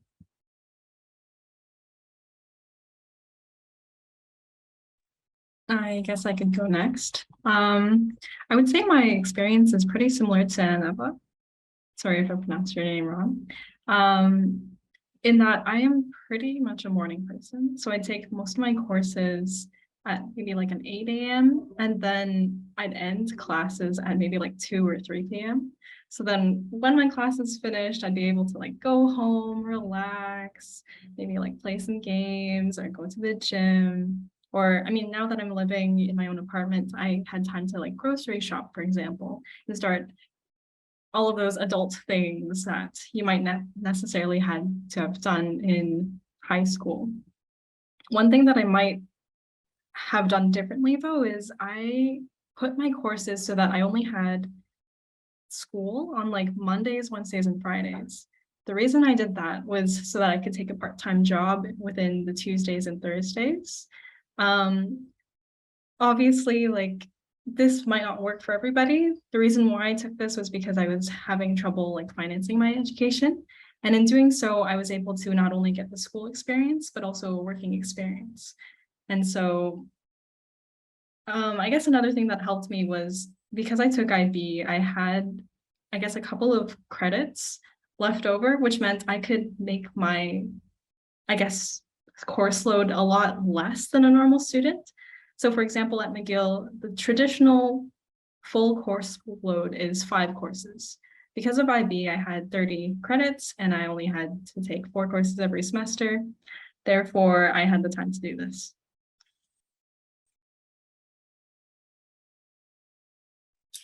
Well, I'm last again, but I can't exactly talk on this question because I'm an incoming student, so I haven't had any of this experience yet. So yeah. That's all right. Thank you. There haven't been any questions in the chat yet, but I was wondering if you guys could touch on what's your program culture like. Yeah, just what you've noticed, some things you picked up on. I could take this one first again, I guess. How it works on a class university is that in the first year, we have like a general life sciences program. So it's called a life sciences gateway.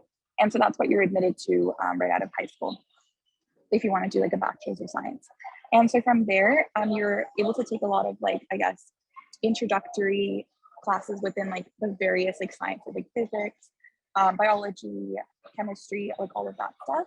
And you're really able to explore your interests and talk to like your TAs and upper years to get to hear their feedback about like different specializations or majors that you might want to pursue following first year. And so I noticed or I realized that I really liked my introductory psychology and neuroscience class. And that's when I realized that maybe I want to go into what we call it PNB at MAC. And first year class sizes were really huge, just because it was a bigger program. So I was in like lectures with around 300 to 400 students.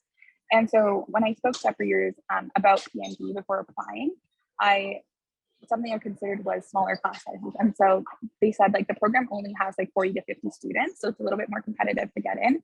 But once you're in, you're able to really engage with the professors and sort of like be known on like a first name basis, which is something that I really valued because that allows me to learn better, just being able to ask more questions and feel more, I guess, cared for in the classroom. So I guess I don't know directly the PNB program culture firsthand, because that's what I'm going into this upcoming school year. But I guess that's a little bit about like first year, I guess, if you're interested in life sciences at McMaster. But I guess I would add that it really varies depending on the specialization that you go into following first year, because some people choose not to specialize. So that would mean that their class sizes are still on the larger side, like probably still smaller than first year. But yeah, like I guess it really varies.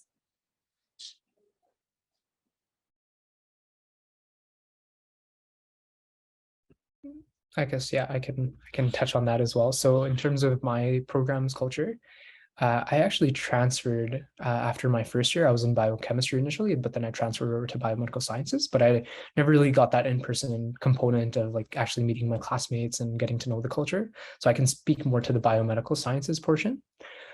Initially, you'd think like biomed, it's like a cutthroat pre-med program, like a lot of like toxic people, but it was actually the complete opposite of that.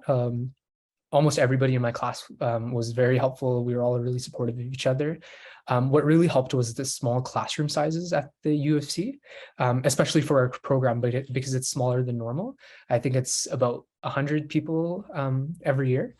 And what's really nice about that is you're able to establish a better connection with your professor. Whereas other programs where they have like over 300, 400 students, you're just like one person in that large lecture hall. But having that smaller program, smaller class sizes, you're able to say, go talk to your professor after your class, get to know them better. And that really helps in terms of not just networking, but establishing that rapport, and maybe they can get to know you better, write reference letters and guide you in that right direction. So that's really nice and something to consider if you're looking at getting more one-on-one help. Yeah.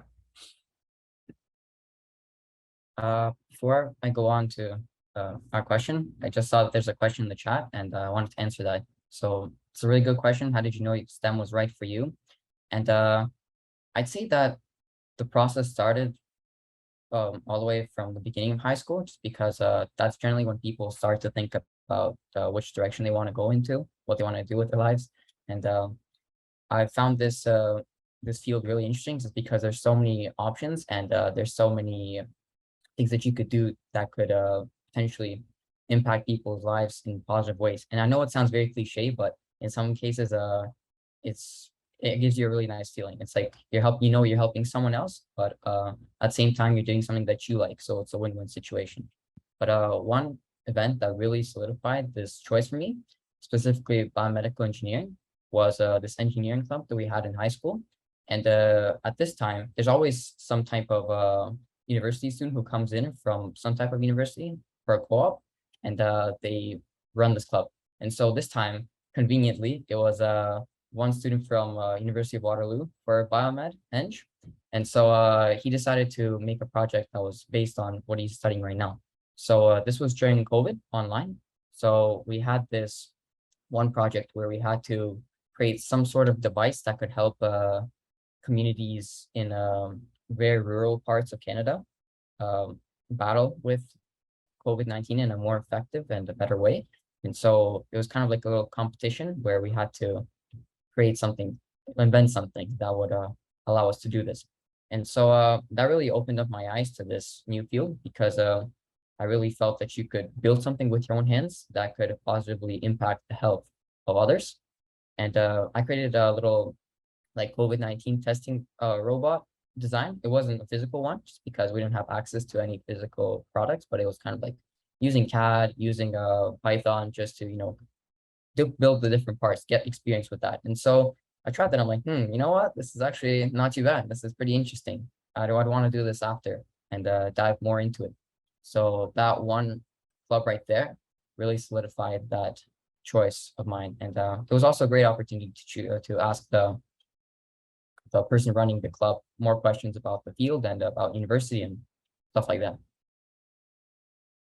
Yeah, I just want to add on because I can answer this question. So for me, I don't think it was necessarily like a specific event or a club or an activity. I've always liked the STEM field in general. It's always been something I understood. I tend to be like stronger in those subjects. I've always enjoyed learning the content, and especially in high school as it gets more specialized, you take your physics course, you take the different types of math, and it was always something that I looked forward to learning about. Whereas in grade 10 for history, I dreaded going to that course, no offense, but I always was happy to go to math or physics or learn about this stuff. And it's something I would just talk about in my spare time because I was so interested in how that worked and how these pieces came together. So not only was it something like I was good at, but I genuinely enjoyed doing it. Even when it's just your more general or your foundational stuff that you learn in high school, if I enjoy it then, I figure I would enjoy it going into a more university setting where I'm able to sort of specialize it. And it's almost sort of been just how my brain, it's how I understand the world. I see it through a very similar perspective. And so STEM just almost makes sense. So for me, I'm doing a general engineering program. So I get more time to explore and I can later specify. And then I want to merge that with business and pursue a double degree. So then I can sort of take those mindsets that I've sort of always had and I've always enjoyed looking at things and bring that into a business light. So that's just something I've always sort of been passionate about. So I think that, having the opportunity to combine both of those and have the versatility to explore it more, using sort of those skills that I've already gathered and the mindsets that I really sort of enjoyed looking at things like, that's sort of what made my decision very obvious closer to the time of the date, because before there was a lot of things in my mind. Sorry, just to add on to that, I really liked what Amy said about the versatility of the field. Honestly, that's exactly what STEM is, right? It's science, technology, engineering, and mathematics. And so I know as a high schooler, I was in the same position where I was like, I do not know what I want to do at all. Some of my courses in high school, okay, I like them, okay, whatever. But I guess for me, it was very unclear. So I guess for me, the main reason why I chose STEM was because of that versatility. You could be in science in 1 year, and then you could say okay, you know what, this isn't really working for me. I don't really understand the content. This is kind of difficult. And that's totally fine to say, In university, you have the option to change programs. You can go from science to technology to engineering. That one might be a little bit difficult, but I guess the main point that I want to drive home is you don't have to know. You really do not have to know. Every experience that you'll have from here on out will just be guiding you to, I guess, these mini choices that you have. I like math better than science. It doesn't have to be a be all end all. I want to be a doctor. That's the versatility of STEM, and that's what ultimately made me choose it.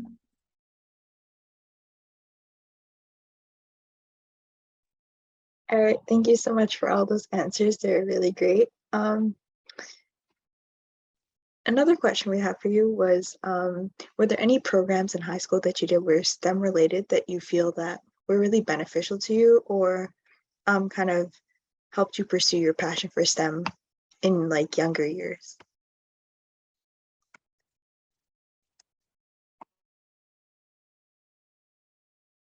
Yeah, so I guess I can talk to this.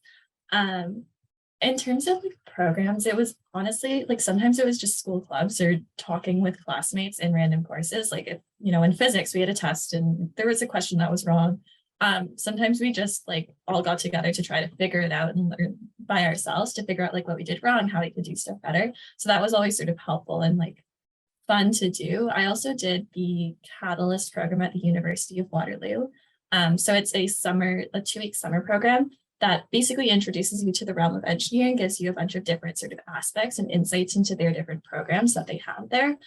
So if you're looking specifically for engineering, that's also something that you can do sort of at the start of high school. And I know there's a bunch of other universities that run similar programs that would sort of help out with developing those skills as well. And then also, like, for me, I've always liked math. So just doing math contests, like Waterloo math contests run through the school, you don't have to search that far to find other ones as well. I know there's a bunch of physics ones, chemistry ones. So like any sort of like contest or thing that you can do on your own time, as long as it's obviously something that you're like passionate about, you're going to want to do it and you're willing to put in that time and effort to learn more about it. So by exploring those options, you can also sort of rule out, oh, I definitely don't want to do this. Now I know for next time. And that always helps you as well.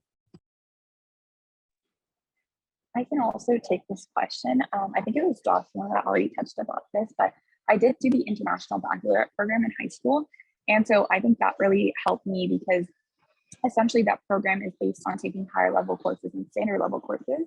And so higher level courses are equivalent to doing a first year course in university. And so that really allows you to sort of really gain exposure to like the concepts that you'd be learning in first university and seeing if like that would potentially be something that you'd be interested in incorporating into your potential career that you're pursuing. So since I was in a life sciences program in the first year, chemistry is really fundamental to that. And so I was able to learn about organic chemistry and biochemistry and like thermochemistry all within my final years of high school. And so I realized that I did well in like those subjects and also did have like a genuine interest in that. And so that was like an indicator that I would want to pursue the life sciences, I guess, in university as well. It did allow me to transfer my credits. I did choose to still do chemistry in university just because I was afraid that if there's a gap between not doing chemistry from first year, I would like forget important like review. So, but it did really help me in first year because I was able to do well since it was essentially everything that I've learned in high school. But some people do choose to opt for transferring them in, which I still did transfer in case I do ever want to lighten a course load, be it in second or third year, and take an elective instead. But another thing is if any of you guys are interested in doing medicine, some schools do require English, such as Ottawa Medicine. And so a lot of people are hesitant to take, especially if you're doing a STEM major, to take English in university, such as me. But because I did HL English in high school, I transferred those credits over and I contacted Ottawa Med and they said that that's something that fulfills that requirement for medicine. So that's also a really great aspect of doing that program. And also gaining exposure to prior to entering a program in university to see if you have a genuine interest in it.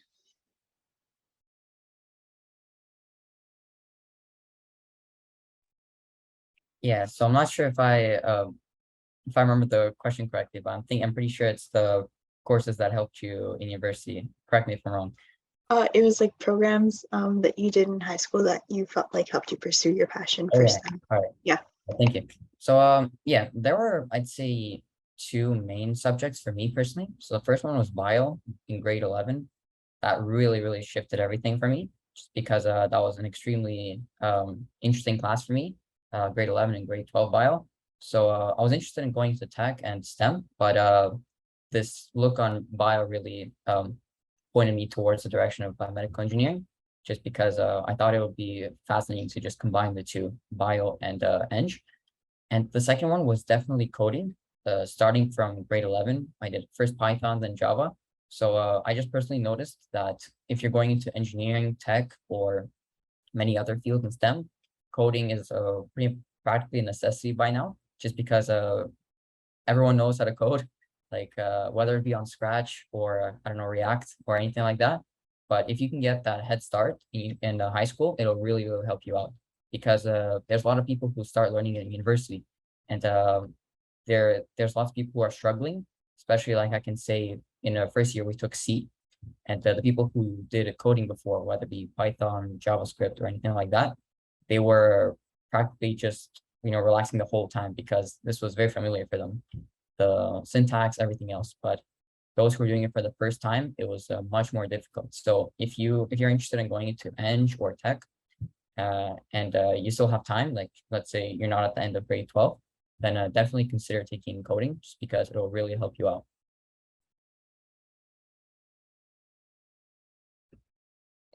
Cool. Thanks for sharing, Gleb. I can talk a little bit about my experiences as well. Some courses I took that have led me to pursuing, I guess, the program in right now. My experiences were fairly similar to Amy's, actually. Like from a young age, I knew that like STEM was something that stood out. Like I tended to do better in STEM courses than the humanities. Although I did okay on those as well, but like I genuinely enjoyed like going to say math class or bio or chemistry. Oh, it's all good. Thanks, Amy. Take care. But yeah, I just generally enjoyed taking those classes. And then when high school rolled around, I was also in the International Baccalaureate program, so it was nice having that little extra push in those other classes. And what really did it was I applied to a summer research program called the Heritage Youth Researcher Summer Program. It's like a 6-week biomedical research program at the University of Alberta. And that experience really shaped me and convinced me that something like research was something I definitely wanted to get into, like health related research. And so I looked at a few different programs, and biochemistry really stood out because the work I was doing in that in my lab was really related to biochemistry. It was looking at heart disease and how you can shape like different molecular pathways to treat heart disease. And so I applied to biochem, but then I really found that I didn't really get that research component in that class. It was really like theory-based, like just memorizing things. I wanted that more application-based. And so I found that biomedical, they really integrated research and interdisciplinary courses into the program. And so what I did was I applied for a transfer, got in second year, and it's, I think, one of the best decisions I've made. I really love it. I've taken like an independent research course every semester now, and it's been very fruitful and fulfilling. So yeah, those are my experiences.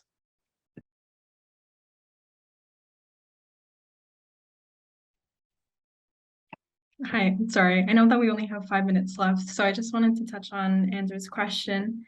It is, what are some soft skills that are necessary for STEM? And so I think a couple of big ones that I'd say is definitely, you gotta know how to speak. You gotta know how to present yourself. Like, I know when you think of STEM, it might be very technology based, but honestly, being able to be charismatic and confident and just giving yourself that, I guess, that aura around you, that will actually take you pretty far in life, as opposed to maybe like doing your job well, like 100%, because essentially people skills is what's going to help you connect and network and bring you those connections, you know?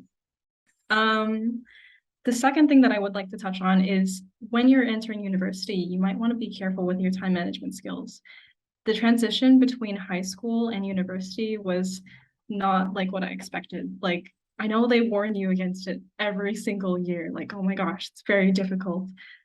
But like, really do not, you have to take them seriously. Like it's a pretty big jump for me at least.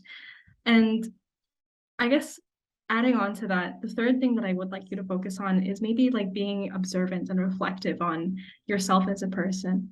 I found that university was definitely a place of self-discovery, because that's when you actually start figuring out like, okay, am I actually enjoying the courses that I'm taking?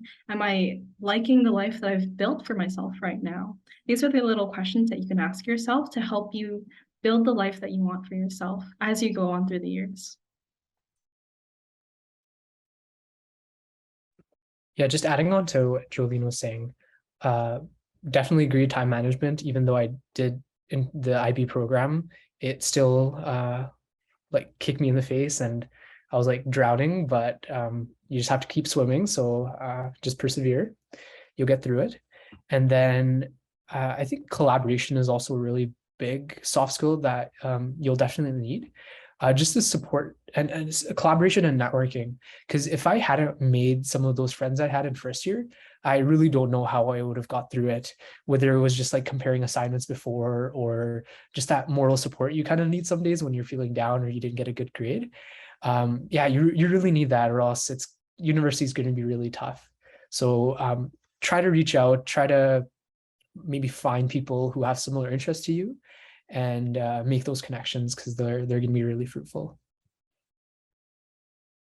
I just want to add one more thing in about the soft skills of being able to talk to people. It's very, very crucial, especially in tech and engineering and pretty much all of STEM, just because you're constantly going to be working with other people, going to be talking to them, going to be telling them what you're doing, some progress reports. So if you can effectively communicate what you're doing and ask them to do their parts, then that will allow your team to work better together. And overall, just everything will be much easier. It'll be like smooth like butter, you know?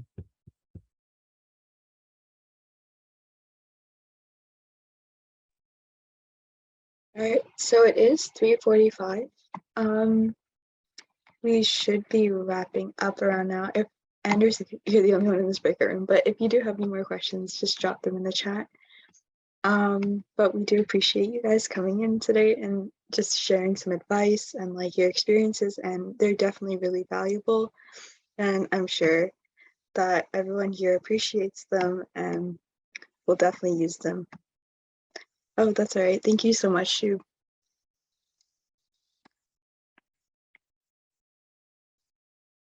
I guess, sorry, one last piece of advice. Oh, well, I guess for you guys as well, since you guys are 25 and 26, one thing that I would recommend if you're in STEM is to take internships. That is one thing that I like absolutely regret because McGill did not have co-op.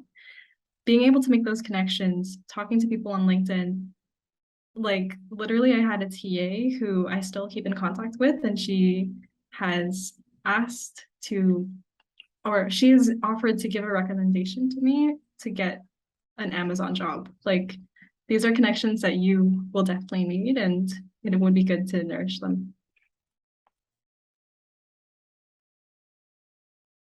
Cool. Thank you for sharing. Of course.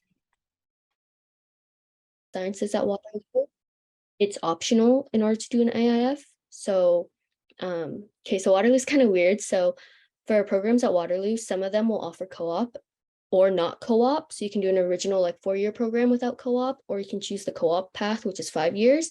They just have different like grade requirements basically. So I believe if you wanted to get into health science regular, no co-op, it's about low 80s, but you can have the option to do an AIF if you want to, you know, just show your extracurricular, show that you're involved. And then if you want to do co-op, it's like mid to high 80s, I believe you need. But yeah, if you aren't confident in your grades, just know that a lot of programs you can do like a supplementary application to show that.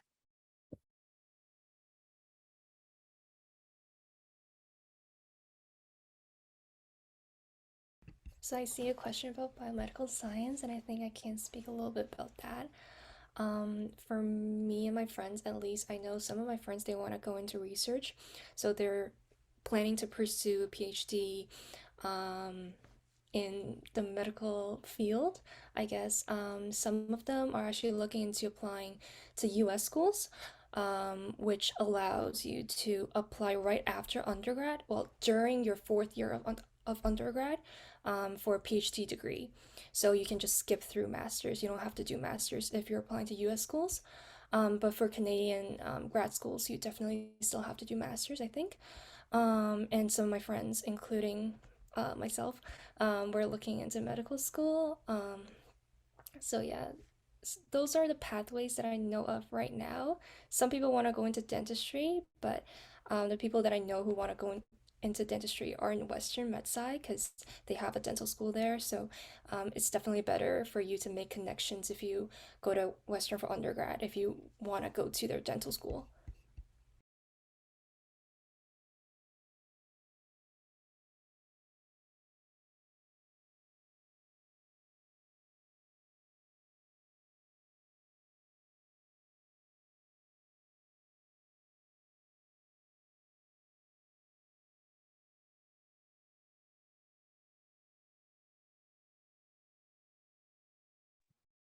While we wait for some more questions, I'll ask something that came up kind of frequently among the registration questions that attendees submitted while registering.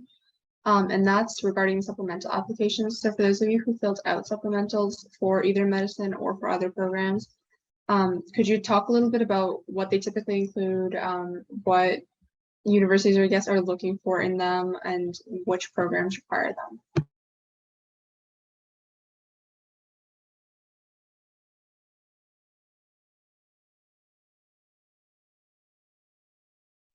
I didn't apply to that many university programs, so I think my experience is a little more limited maybe, but I can talk about like some of the sub apps that I did do. So I remember applying to Western, which I didn't apply to AEO or anything. I just applied for medical science and they didn't have a sub app.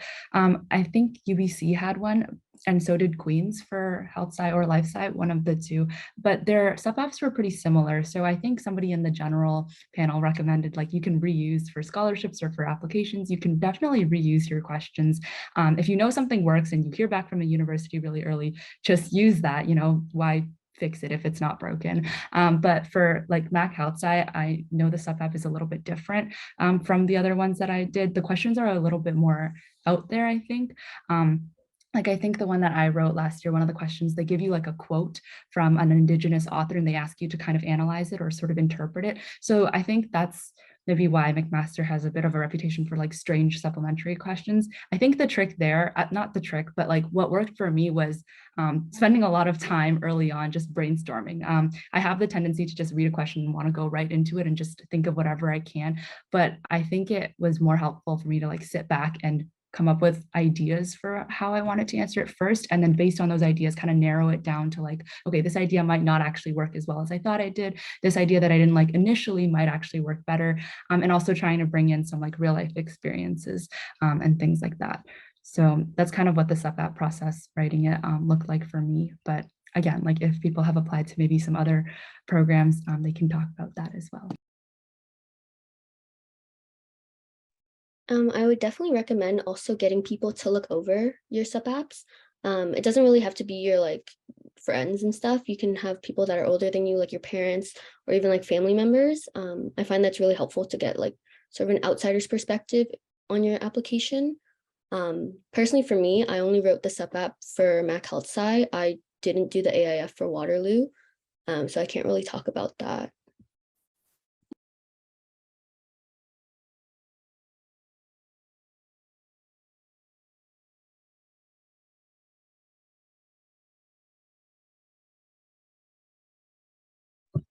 Thank you. Okay, in that case, does anyone have anything else to add on the topic of supplementaries? If not, then we can move on to a different question. So because you're all in pretty different schools, could you talk a little bit about what made you pick the program that you went into, or what made you pick the school? Like what was the selling point for you, if there was one, or what was maybe your highest priority when looking for a school? For me, so I chose McGill because McGill's a very research-oriented school, very heavily research-oriented, which means that it's really easy for you to seek opportunities in a lab or doing clinical research. And so I think that would really help you build your profile, your CV when it comes to applying to jobs or medical school or any professional schools, I think in general. And also just really appealed to me because Montreal is a beautiful city. So I like the city and I like the school, and yeah.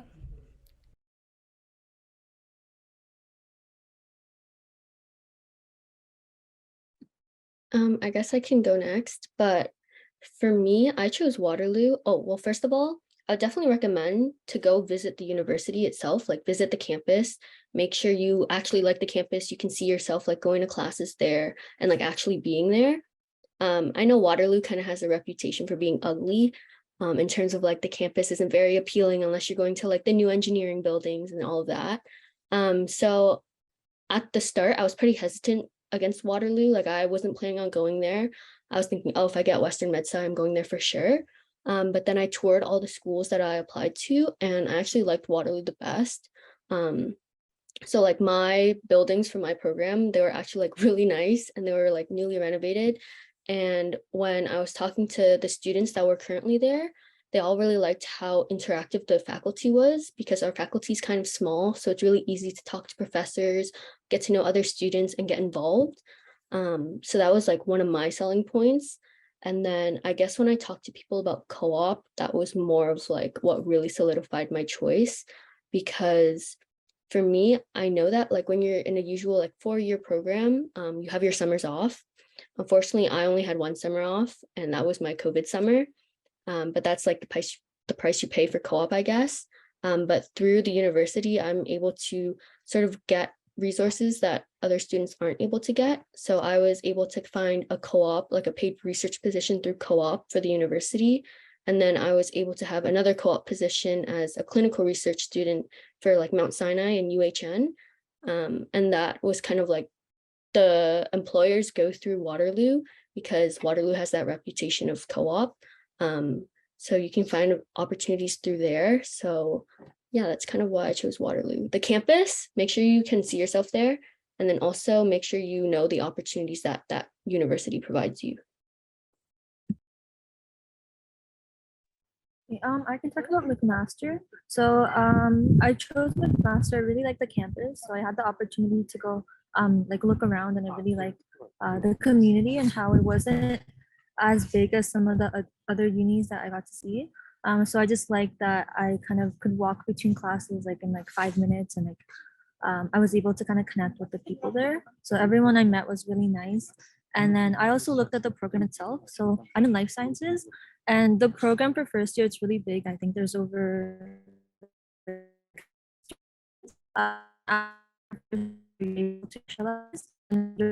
typically get smaller, and so you're able to kind of connect more like faculty and professors and other students. So I like that aspect. And then I also liked how Hamilton, it's not too far. Like I know there's other universities that are closer, like York or U of T, but I was still able to, you know, commute home. Like it's around 2 hours or a bit less on a go bus. But I still like the aspect of being able to, you know, live away on my own and just be more independent, but still be able to, you know, visit my parents on the weekend. I think also I heard McMaster has like a lot of research opportunities, and it's like I've heard of different opportunities from different students that already graduated McMaster. So that's what kind of interested me in pursuing it and doing life science there.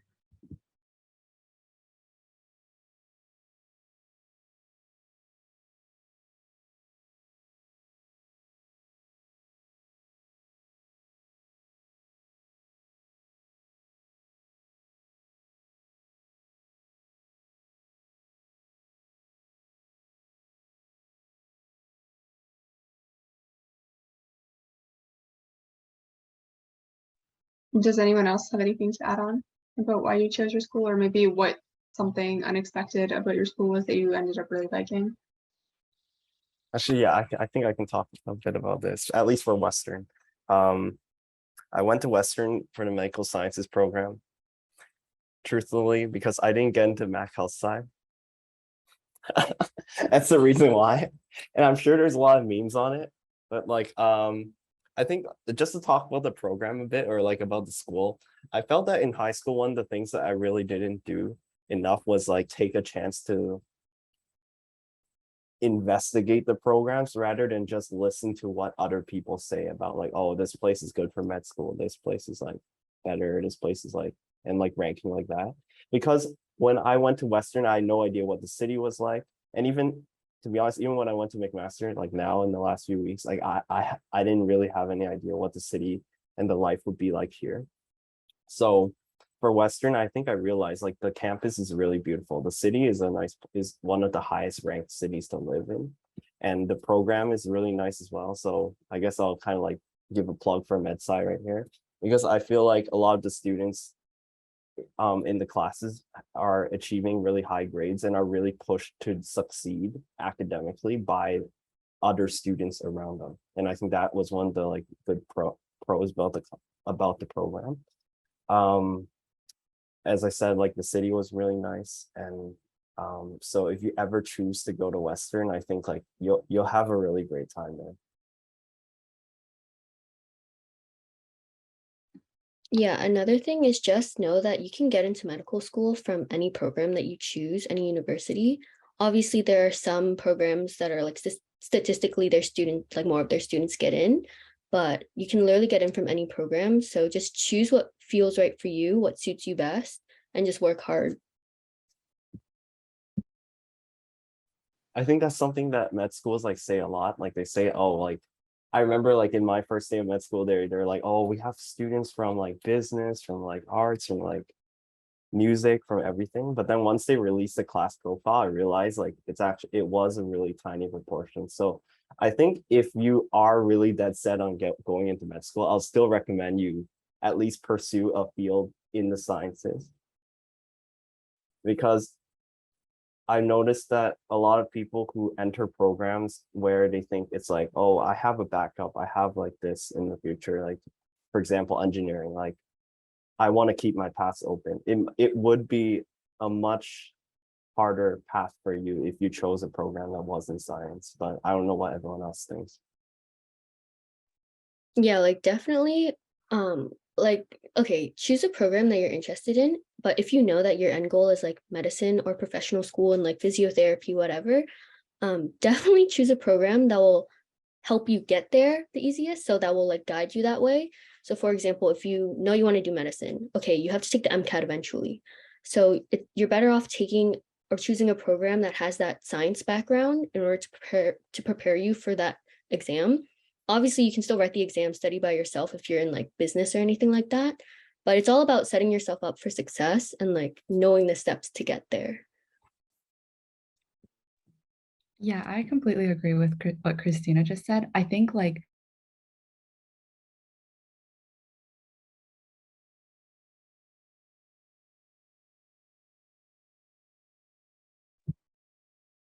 Karen, I'm not sure if you can hear us, but you're frozen.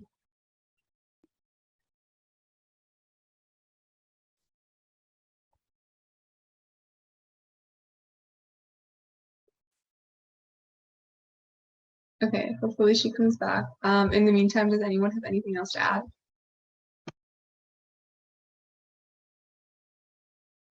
Oh, I would definitely say find people that are older than you that have gone through it already. So people that are in the programs that you're interested in, people that have applied to medical school or applied to the professional school that you're interested in. Just find people that have already done it because they have the experience and they have tips that could help you so you don't make the same mistakes that they did. But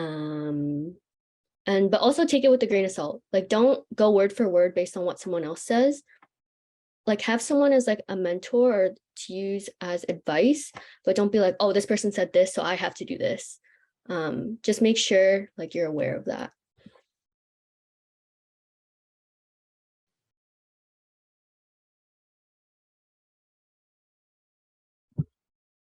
Okay, thank you for that. I think while we wait for Karen to come back, another question that we got from our attendees upon registration was about the transition from high school to university. So could you talk a little bit about how you found that transition, if high school prepared you well, if there was anything that maybe you wish you had done differently, and like how the academic aspect of things is right now?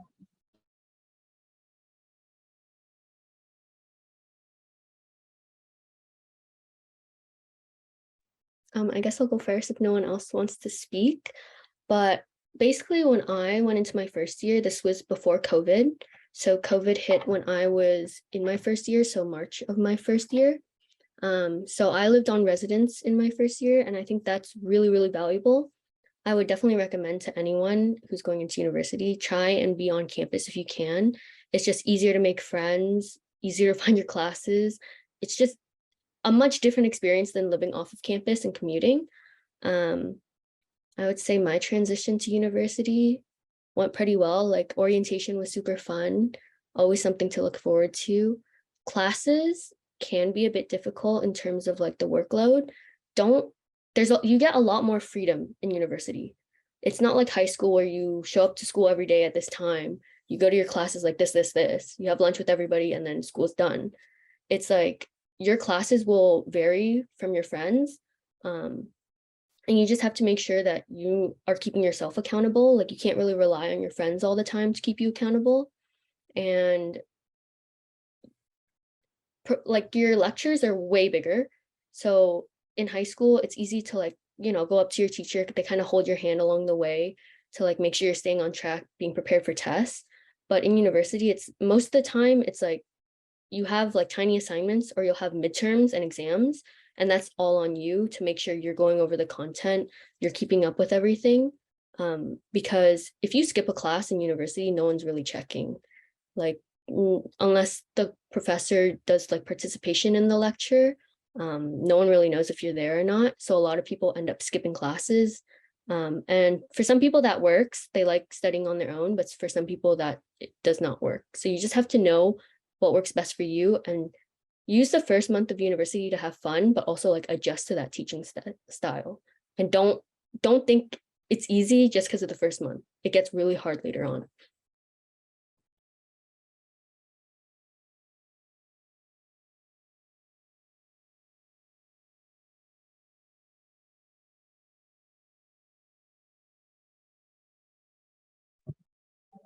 Okay, so we have a couple more questions in the chat. Thank you for that. But could you please speak about what is taught in the health science versus life science? I think life science is way more science-based. So you take a lot like physics, chemistry, biochemistry, bio, all of those courses. And health science is more, you still have that science background, but it's more related to like public health, I would say, and like global health. Yeah, if anyone else has anything to add. So I can talk about life sciences, particular with masters. So in first year, you have to take courses like physics. You have to do like the first part of physics. You have to do 2 chemistries, and then in second semester, and then you have to take 2 different biologies. And then also in second year, you have to take statistics. So I think for health sciences, you don't have to take like the calculus or stats or physics, but I think maybe somebody else can talk about like the health science aspect. Guys, I don't know if I'm gonna get kicked out again because my Wi-Fi just is not cooperating today. Just one thing about the health sci program, like I don't know if people touched on this, it doesn't make you do a lot of prereqs. So that's definitely something to keep in mind if you want to do the MCAT. Just know you're going to have to be doing a lot of self-studying. I think that's maybe one of the cons of the program. Like in the place of all those courses, like physics and chemistry beyond first year, you do get a lot of chances to do project courses. So working in like wet labs or doing clinical research and things like that.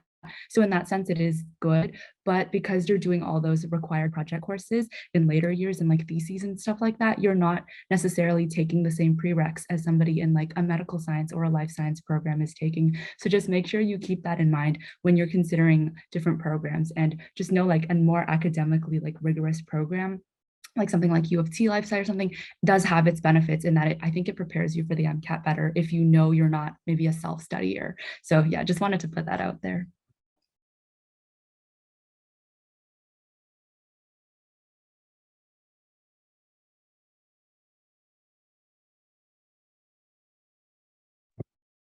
Thank you. And then we had another question in the chat. So do you think students have become more competitive in regards to grades, and have class averages increased due to COVID? I definitely know that my cohort year, we had inflated grades. Like it was insane because we didn't have to do exams. And so during COVID, I think there definitely is. I don't know if it's made us more competitive because everybody in a lot of the schools I knew had their grades bumped up. But I definitely think that if not more competitive, definitely like higher averages in COVID. I don't know how it is this year, like applying in the next cycle, what that would look like. But I know for me, like I'm going into my second year. So I graduated high school, sorry, that's my dog, 2 years ago or a year ago. And it was definitely really inflated.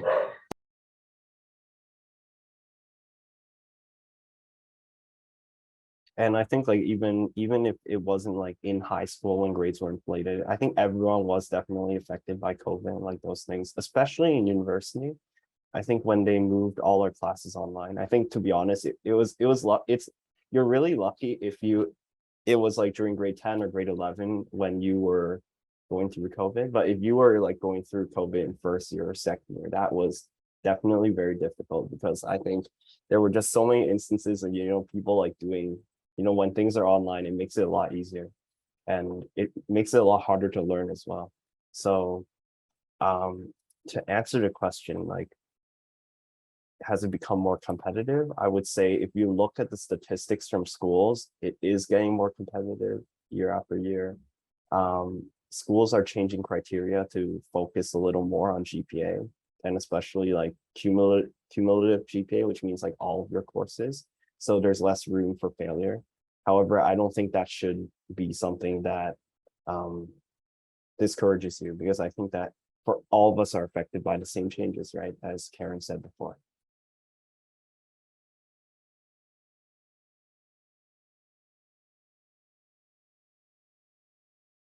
Yeah, I know McGill cutoffs for admission, as well as some of the second entry programs in McGill, their cutoff averages have increased a lot, just because of the inflated marks. And so the programs have also become more competitive as the students' marks become more competitive. So that's just something I keep in mind.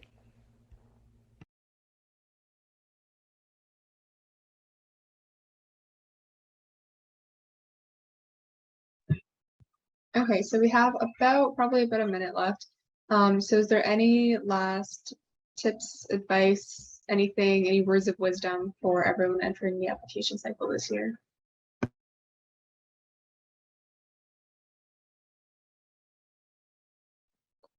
I think I would just say it's pretty easy to get caught up in like, oh, what is university going to be like?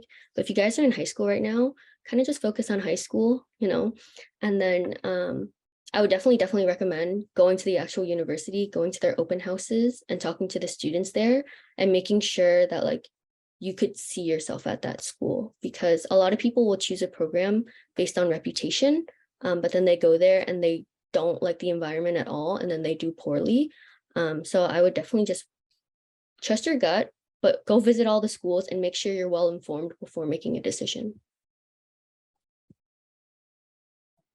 I think for me, one thing I would like to add to like just all high school students is, you know, for me, it's been so many years down the line. And I think looking back, in the moment, you may feel like, you know, high school applying to your university program is going to be something that's very, very important. And I mean, it is, because it's going to determine where you're living and the people you're going to be meeting for the next 4 years. But at the same time, if you're going to be pursuing something like medicine or other fields, it's definitely a lifelong journey.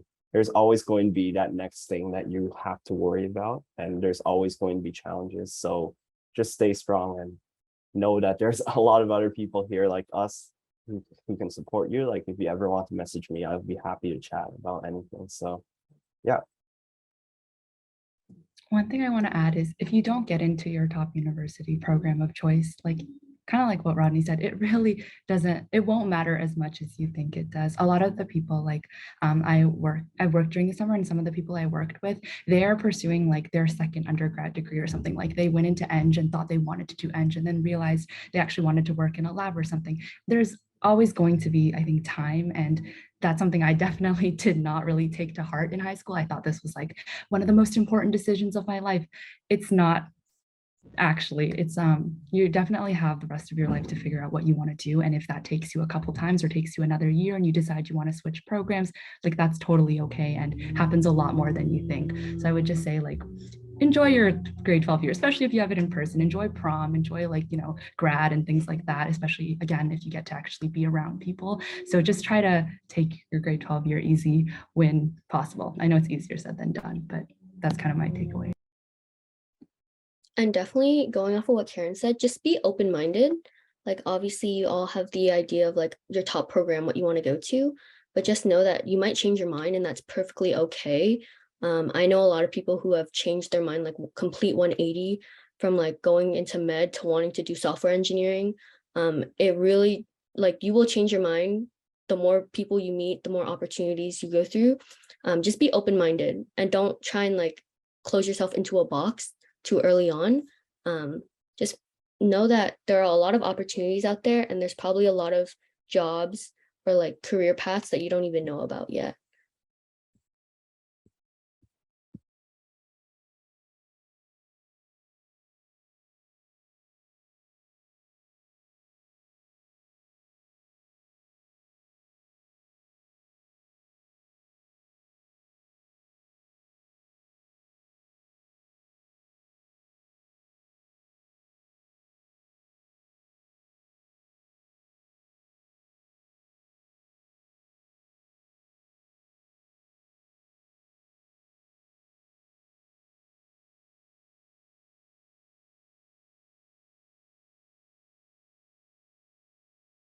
Does anyone have any questions about med school or anything like that? Panelists? I think I have friends that are in your cohort currently. So yeah, but how is it who so are they? far? I heard Oh, the how first is one. it so far? What did you hear? What? You said you heard I heard the first year of med school is like pretty chill. yeah, I think I heard that too. I think like I talked to the upper years, I was like, oh, what things do you use to study? And they're just like, I was asking them because basically like we have our tutorial groups and we have to like spend a few hours every day like prepping for our tutorial. Like that's how McMaster's medicine program works. I was asking the upper years, how long did you spend preparing? And apparently they all told me they spent like an hour. Meanwhile, my whole class is spending like 10 hours or more preparing. And I think like over time, like you just get used to it. But yeah, orientation week's been pretty fun so far, getting to meet a lot of people. My friends that are like in like Mac Med too, they're all like, oh, this feels like a summer camp more than like med school. Like right Are they now. from Waterloo also? No, one of them is from MedSci and then the other one is from Mac Health Sci. Okay. Yeah, I haven't met many Waterloo students, but a lot of Mac Health Sci students. So Yeah, a I lot of know Mac one Western. Waterloo student that made it to Mac Med. Yeah. Okay, thank you everyone once again for the really great discussion. So we will be heading back to the main room in just a minute, so feel free to head back now. And that brings us to an end of our 2022 Canadian University panel. We'd like to thank you all for attending and say a special thank you to our terrific panelists for taking this time to share your experiences and advice. On behalf of all high school students who are beginning this process, I can say that it means a lot to all of us. So thank you guys so much. If you still have any questions for our panelists, there will be a follow-up email sent right after this panel, which will contain their contact information, so you'll be able to get in touch. We hope to see you on November 5th at our annual Ignite Fair powered by Volunteer Toronto. To learn more about this event and our organization, you can visit our Instagram, Facebook, or website.